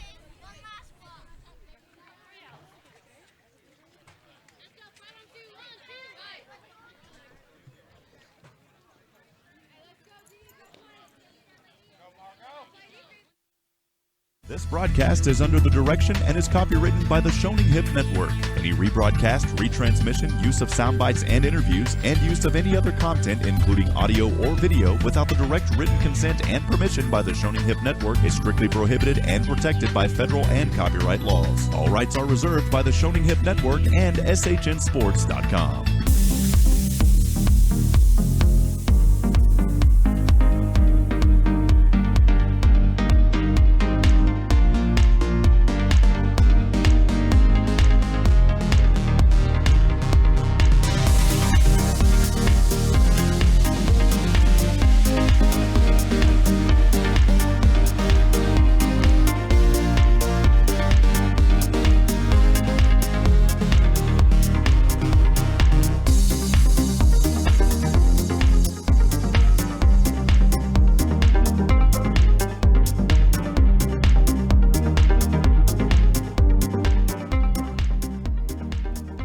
Bottom of the 7th, 2, 3, and 4 coming up for Schreiner. They trail 9-3. Their season is on the line.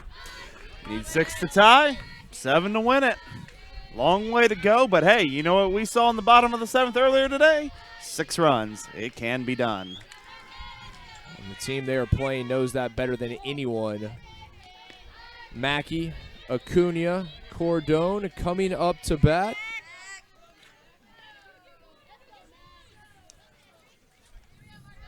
Smith back in the circle. The first pitch, Mackey fouls it off.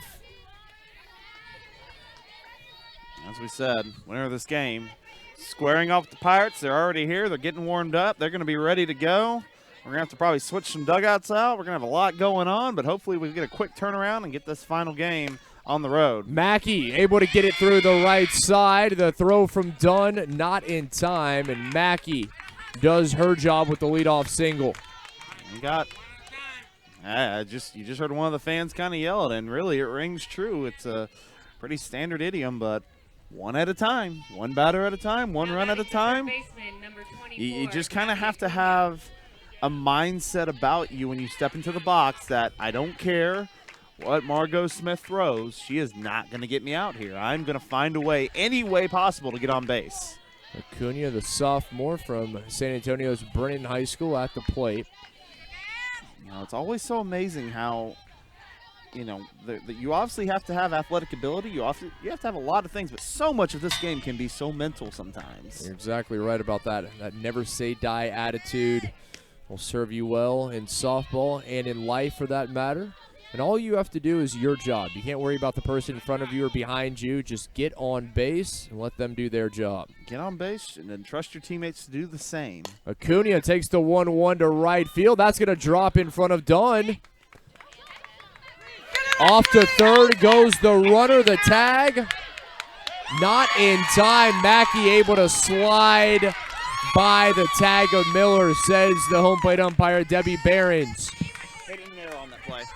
I mean, Mackey was just able to slide around the tag. It was a great slide by Mackey. She went to the outside part of the bag, and, you know, Dunn tried to gun the runner out at first, ends up making an error on the hits, and suddenly the Mountaineers in a little bit of business with nobody out. Acuna takes the opportunity to advance on to second. And the first baseman, Sam Cordone, comes up to bat. 2 in scoring position, no outs. Cordone, a single in her last at bat. And as you see, a quick little meeting in the circle, settle everything down. Nobody out, but we're okay. We've got a 6-run cushion right now. Let's just work on getting outs.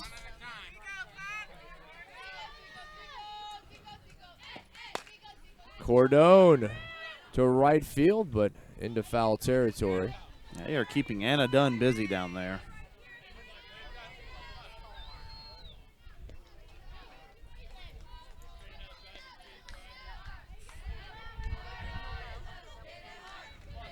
Smith, the junior right-hander from Ruston, Louisiana, trying to pick up these final 3 outs, but obviously that is easier said than done.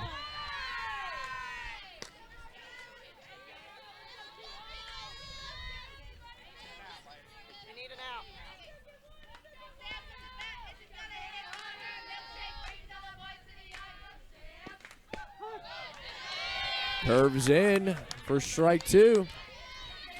Again, if you're Schreiner, 1 batter at a time. Cordone, do a job here. Find any way to get on base, anything that you can do. You're going to have to battle here, though. Pitch low. Hurley doing a very good job to smother it, not letting it through.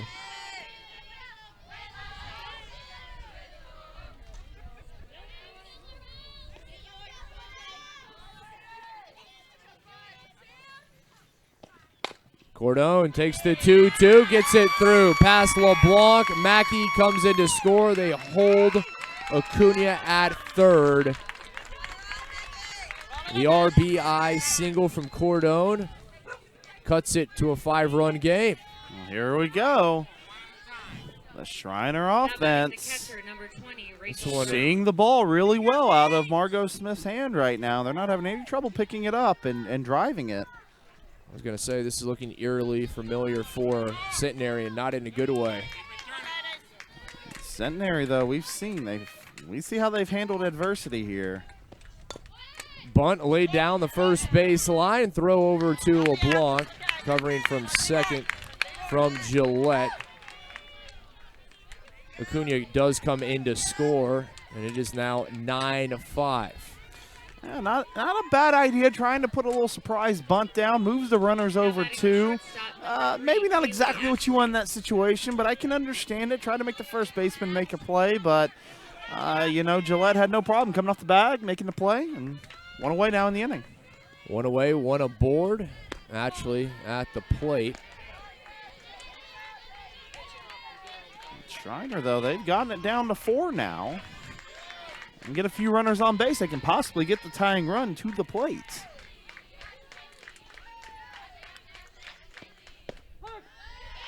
Called in for strike 1 to even the count. Again, Southwestern awaiting who can come out on top here. Over to LeBlanc, fields and fires to first. And now, just 1 out away are the ladies of Centenary from the win. So what kind of magic can the Mountaineers have here?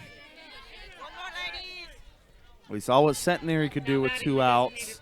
Now the Mountaineers down to their final out. Designated player Bigley up to bat. Singled her last appearance at the plate. Not a bad miss,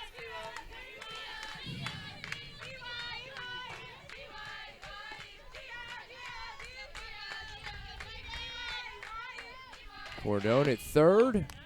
Throw down the line. Miller did a really good job to snag that one. Had she not been able to, Cordone would have surely been able to come in to score.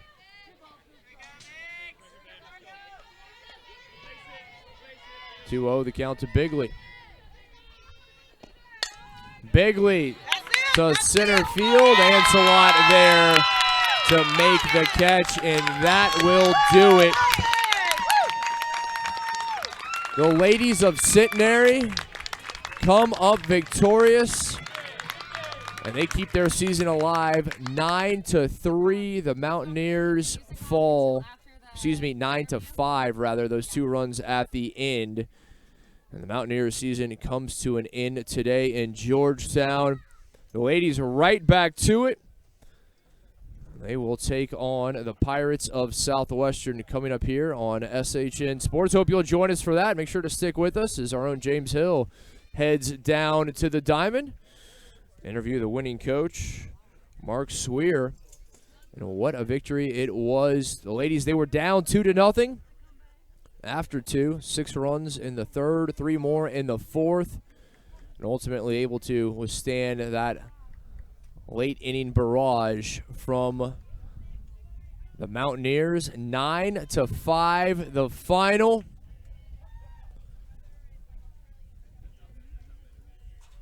Coach Sweer, Anna Dunn down on the field as we head down to the Diamond with James. And we're down here on the field with Coach Sweer and Anna Dunn. Centenary gets a 9-5 win over Schreiner University, moving on to elimination game tonight against Southwestern. And Coach, again, you guys fall behind early, but your girls really, they handle it. And just talk a little bit about that. Yeah, we've talked a lot about it throughout the entire season.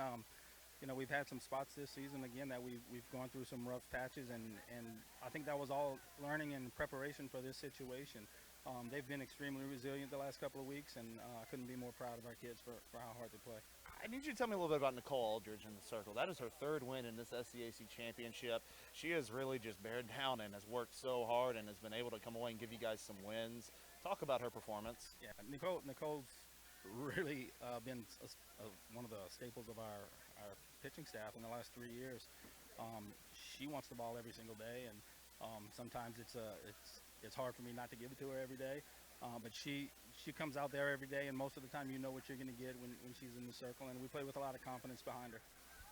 Anna Dunn, I'm going to talk to you now. Tell me a little bit about your teammates, about the perseverance you guys have. A couple big innings again, a 6-run inning in the third, another 3-run inning in the fourth. Just tell me a little bit about this team. Wow, they're just the most amazing support system. All of us are for each other. We're in this dugout for the girls that are sitting next to us, and we always play for that reason. And we never back down because we know that we're not going to let those girls down who are next to us. And you have another big game. You drive in 5 runs, hit a home run, become the new single-season record holder in the SCAC for a regular season. First of all, congratulations on that. Talk about your approach at the plate, how you were able to be so successful. Like I said earlier, it's all the motivation that the girls before me give me. I can't get it done without them doing their jobs. Hitting's contagious, and if they're not doing their job, I can't do mine. Centenary moving on to play Southwestern. We're going to let these guys go and get ready. Congratulations on the win, guys. Thank you. Thank you. And thank you. Yeah, no problem. No problem. As we said, Centenary earns the 9-5 win over Schreiner. The number 2 seed is eliminated. Our next game coming up is going to be in about 30-35 minutes. It'll be the number 3 seed Southwestern, number 4 seed Centenary College, with a spot in the SCAC championship game on the line on Sunday. For Kit McConico, this has been James Hill, SHN Sports. We'll be coming your way about 30-35 minutes with Southwestern and Centenary.